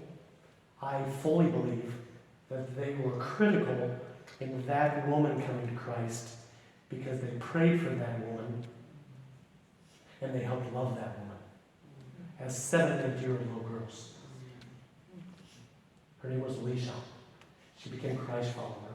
And I think my 7 and 8-year-old little daughters played a role in that. So they understood. I'm 7, I'm 8, but I'm a disciple maker, I'm a missionary, playing my part as a 7-year-old. Can I just ask, we're talking a lot here about living like family and doing everything together as family. When we're talking about the multiplication of these groups, is there resistance? Because there's going to be a breathing, isn't there? As the groups split. No. No, I did do this. I did do this. Still not enough. No, Multiply. Yeah, I know, but they are going to feel that they're being split. Now, I use that word specifically in that instance. Yeah, excellent They comment. are going to feel that wrench, aren't they? Absolutely. Absolutely. Yep, very cool. So you have to build this into your communities from the very beginning, and that in the future, 2 years down the road, they're going to multiply. You got to build that expectation in from the beginning, because then that will help a little bit lessen the pain. But I like the word, there's grieving. Man, you live life like this, sacrificially, generously, abundantly, seeing that change. Like your daughters, if they were multiplying out of the group with that lady that they helped bring some faith, it's like losing a grandma, isn't it? Exactly. So we encourage our groups to, when they multiply, to actually talk about exactly what you're saying. We actually tell them to grieve. We want you to grieve. We want you to celebrate the beautiful life you've experienced together. Grieve it, but celebrate the new life that is being birthed. And that's even good language to use. There's a little bit of pain in birthing too, so I'm not sure. I'm not sure birthing is the best word either. But you're birthing a new life. So I've got a son, he's almost 19. My wife and I already cry a little bit. And he's probably 3 or 4 years at least away from leaving, because he's going to go to uni close to home. So he's going to be around 3 or 4 more years. We're already tearing up, thinking about him leaving 3 or 4 years from now. Well, he's still with you when he's 34. That'll be fun. Yeah. We'll be crying for a different reason. But sending him out to start a new life and a new family and a new thing that has potential to influence and create, life around him, man, that's pretty amazing. So that's how you have to balance that pain of multiplying. So let's grieve it. It's been beautiful the last 2 years we've been together, but we're going to send this group of people out with a core to start a new work in a new part of our city. Think of the implications. There's no gospel presence in that part of the city. Now we're planting a gospel people to be a gospel presence in a part of the city that has never had it. That's worth some pain. That's worth some cost for that to become a reality. Okay? But I love your thanks for Thanks for raising that. It's a good one. You said how you encourage the babies in the core to go into DNA groups. Do you encourage them to go to the Sunday gathering to serve? Oh, yeah. So it doesn't become separate, that everyone works together? Oh yeah, absolutely. So, again, we highly value Sunday, and yeah, we're pushing everybody constantly towards, because one of the cool things about Sunday is, again, there's certain ways, there's chairs that are set up, and there's food, and there's cleanup, and there's certain ways for babies and all of us to serve, but they also couldn't serve in another context. Yeah. So, it's great. It's like, yep, want to see everybody there on Sunday, working together, loving each other, worshiping, praying, learning, and helping. And here's how you can help. So we don't want you to just show up and consume. We want you to show up, participate, and help. So pulling them into simple ways to help with the children, or with the setup, or with the tear down. We're in a facility where we've got a fair amount of setup and tear down. So it takes some people, but it's great. We could see it as a bad thing to have to set up and tear down every week. It's actually a great way to get a lot of people involved every week. So it requires a lot of people. So it's actually pretty cool. There's not much, questions. Going back.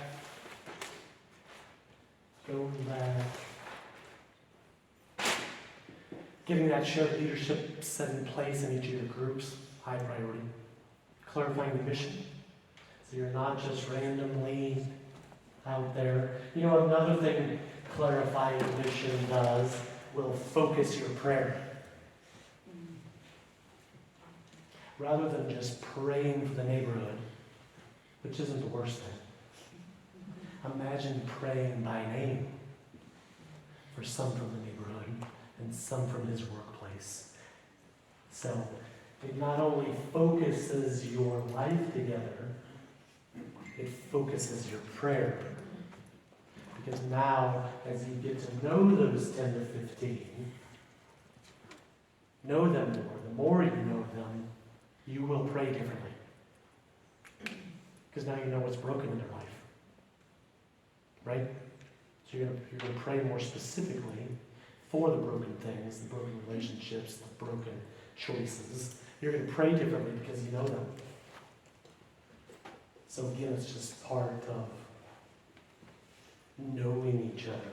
Same thing with the DNA, with us as Christians. If we remember the 45-minute thing, and again, as we start that way, and then we get to know each other deeper and deeper and deeper, you think you might pray a little differently?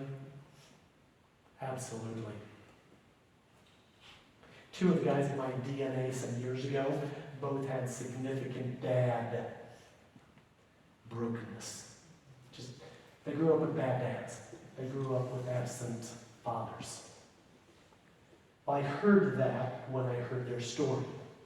If I wouldn't have known that this thing they're struggling with was actually connected with the fact that they had a dad. One of them was a sexual thing, and it was actually directly connected back to his dad's story. I'm going to pray differently. I'm going to pray that there would be healing, not only in the fruit or the symptom, but in the source, in the root. A lot of the bad fruit being produced here is coming from a broken source right here. Does that make sense? Often we pray for the symptom, or we talk about the symptom. We don't talk about the source. We've got to know each other's stories in deep enough ways. We know the source of people's anxiety, their fear, their anger, their substance issues. Those are just symptoms. And even a lot of counseling today is not great because it focuses too much on the symptom, not on the source. If the source doesn't get healed, that symptom will continue and reproduce. might morph a bit, but it will continue. So with our lost friends, gotta know their stories, where the unbelief in their life is coming from. One of my neighbors next door when I was living up by Seattle, got to know them pretty quickly. We called them the party house. They had this huge marijuana patch in their backyard. Okay? So they had like so many friends, partially because they were growing this marijuana for their friends. Partially they were just friendly people, okay? But early on, got to know them, and started to ask questions about her life, and she just said, yeah, I had some contact with some Christians when I was a teenager, but they totally burnt me, treated me poorly, said this, said that, and I've got zero interest. She came to see us very differently. We became close friends, and we actually had some beautiful spiritual conversations with her boyfriend. But we wouldn't have known how to pray for her or talk with her if we would have known this time in her life when the thing happened that pushed her away from God. Does that make sense? We've got to get to the roots. We've got to get to the roots with each other as a church and with the lost people that we're called to. So, we have time? Not quite. We've got time for a few more questions. But I just want to leave us with a little bit of space at the end, just for having another cup of tea and just kind of chatting. If you need to go, you can go. But I just want to take a moment before we go back to questions, just to say, Todd has come here, kind of self-funded, and I think it'd be appropriate for me to offer an opportunity if you'd like to make a contribution to that. There's a donation box over there, so that Todd can reach more people in more countries, So I just want to put that out there. I'm not going to say it at once. No obligation. You covered the cost of your lunch. But if you feel you'd like to sow into this, please do. And then what we're going to be doing is we're going to be sending you the video and the contact list and some other resources that Todd's got. There's a ton of resources. You can access most of it on the website. And then that will be your way in if you want to access one of these coaching calls. You just reply to that email or not, that's fine. And then I just wanted to kind of put that out there. But let's carry on with some more questions, and then in the next few minutes we'll kind of get the drinks going, and how does that sound? Cool. How did you hit on this three structure? This three, the Sunday, the missional community, and the DNA. A lot of experimentation. Obviously the Bible helped. Bible helped a lot. But a lot of working with so many churches and so many countries. So I don't know if I said it, I lived in Europe for those 11 years, but I've traveled all over the world and seen big churches, small churches, young churches, old churches, seeing where things are strong and bearing fruit, and then seeing where things are broken and where people seem to not be being cared for very well, not being discipled very well. And so that's kind of like specifically like the DNA piece. That's one of those where it's like, okay, I've seen a lot of different group stuff, cell stuff, around the world and throughout history. A lot of, as we talk about, lots of good, but still an aspect missing. There's still an aspect missing when men can't get deep in small, male-specific conversation. So, that's where the DNA idea is kind of like, there's something lacking there what could change that? Oh, let's go smaller. Let's go gender specific. And so. Would you have any criticisms of what criticisms would you have of the disciple-making movement's approach? From what I like of, I don't know if you guys know what he's talking about, the DMMs, disciple-making movements. From what I know of it, I wouldn't say I know some about it. I like a lot of it for sure. It's going to be strong on 2 of the 3 priorities we talked about. From what I've heard, I haven't heard much of a family element or family dynamic to it. It's very evangelistic, very aggressive. I love it. I love that aspect. But I think we're supposed to do that from a place of family. Because part of the invitation to Jesus is not just so they can go to heaven. Part of the beautiful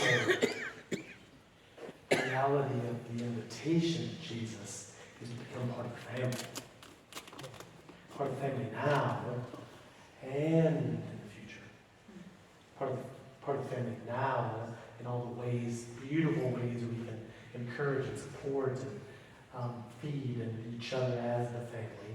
But then, does that make sense? Yes. So, yes, thank you. So I don't know if that's fair. That's my outsider's perspective. I would love to see that, because I think it could be. There's no reason why the DMMs couldn't add, integrate, say, keep doing what you're doing and just find some space for some good family support. So. Are your missional communities always geographically based? You're reading my mind. You're reading my mind. That's why I wrote this up here. Okay? Proximity. About 75% of the time, we try to organize them geographically, especially, I started working with a church in Bucharest, Romania years ago, 4 million people. And they were like, man, the stuff you're talking about sounds great, but we got people here.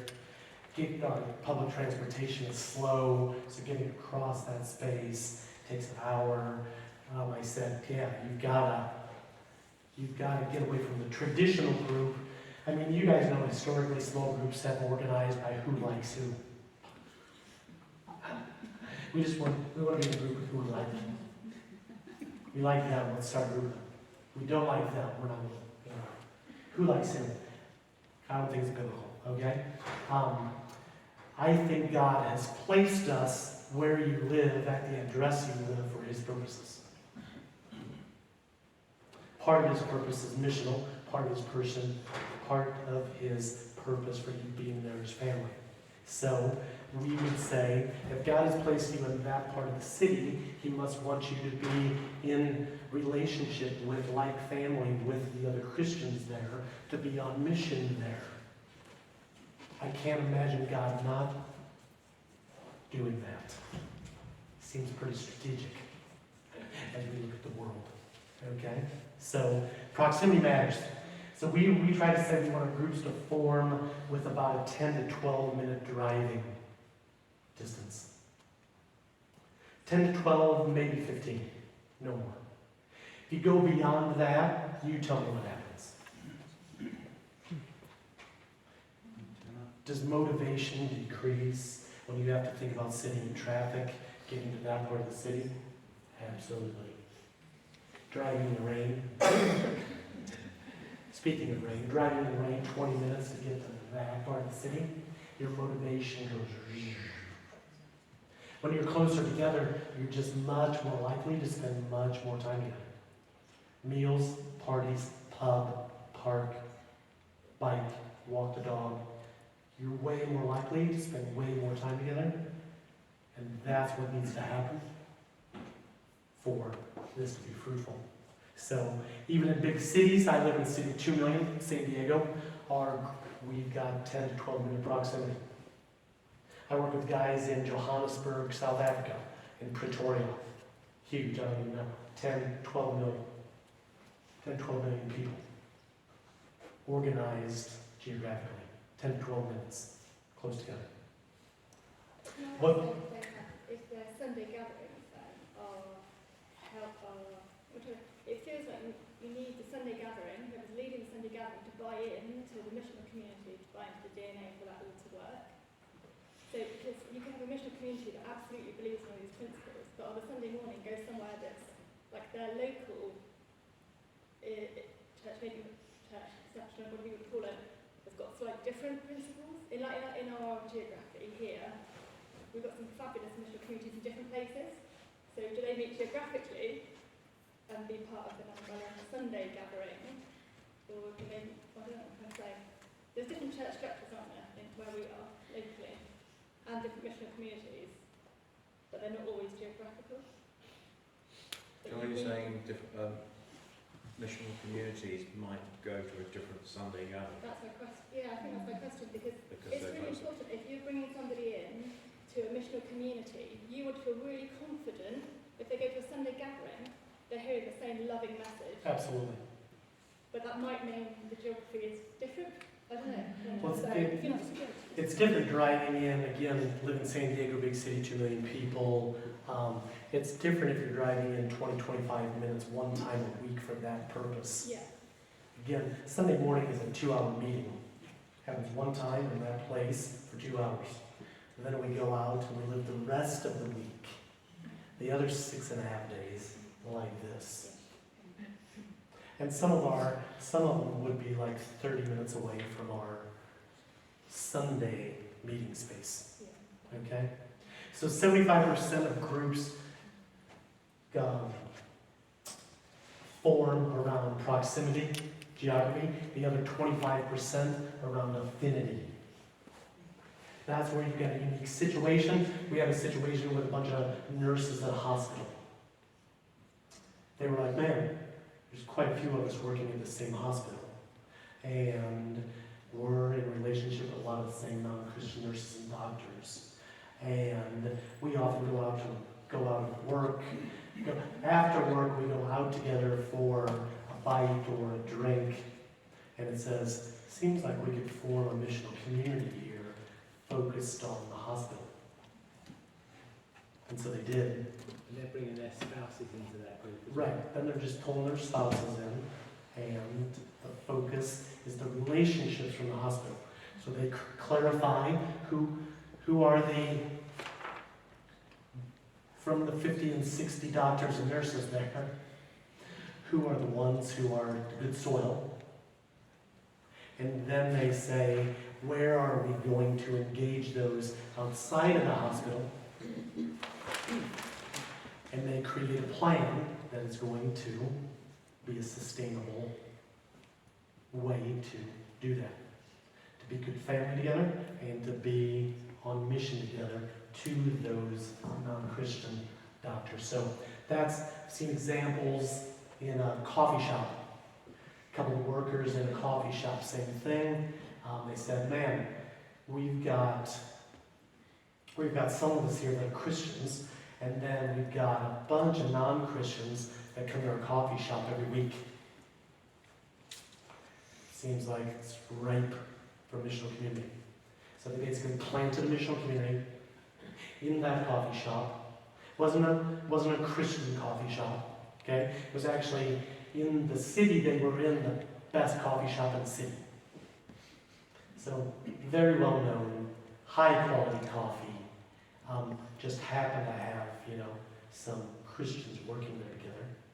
But the focus was the relationships from the coffee shop. Musicians, had a group of musicians, would meet together, would write songs together, talk about music together. They were like, man, could this be a missional community? Sure enough. Group of musicians, so in their 30-day plan, part of it was like, okay, 2 Saturdays a month, we're going to go to the same clubs together to listen to the live music there, and we're going to invite our friends into those concerts 2 Saturdays, 2 Saturday nights a month. See, I'm a missional community with musicians. Very fruitful. Great, great. I want to honour your time. So if you've not signed up and you want to get the follow-up materials, please do make sure you sign up on the sign-up sheet before you go. And I think we just, I'm going to, do you want to pray, Todd? I would. I was going to offer. Okay, I was going to think it's probably right that you do that. So why don't you pray for us, and then we'll mill around, get a drink, go if you need to. Thank you so much for being part of this. It's such an encouragement that each and every one of you have been here today. I really do value what you've given up and being here. Todd, over to you. Yes. Yeah, thanks for the time and engagement, and I hope this leads to fruitful disciple making and fruitful influence on many people around you. Okay? Father, thanks for my brothers and sisters here. Thank you that you have called them and saved them into the family, your family. And I pray for each of them for more abundant life in the coming days. And Father, I pray for a deep, rich, life-giving relationship with each other and with others. That's what you've created us for. So I pray that you would fill each of their lives with more of that.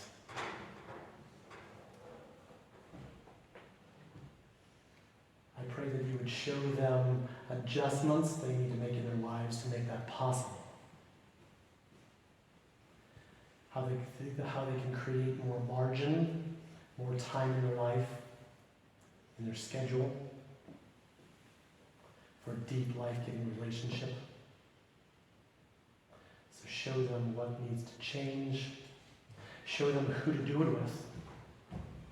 Some of them are wanting to do this but don't have others yet to come alongside them to be that strong core of people that want to be family. So I pray that you provide that. And as they do that, Father, I just pray for much fruit with the 96% of people that are still far from you. It's not your desire, it's not your design. So I pray that there would be much fruit in the days ahead from each of their lives, from each of their groups, from each of their churches. We know that that fruit has to come from you.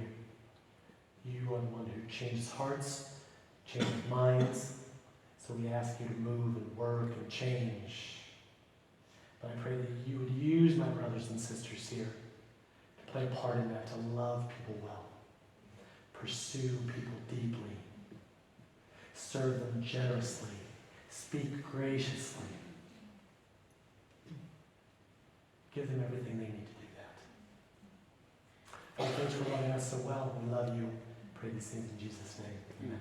Amen. May we show our appreciation?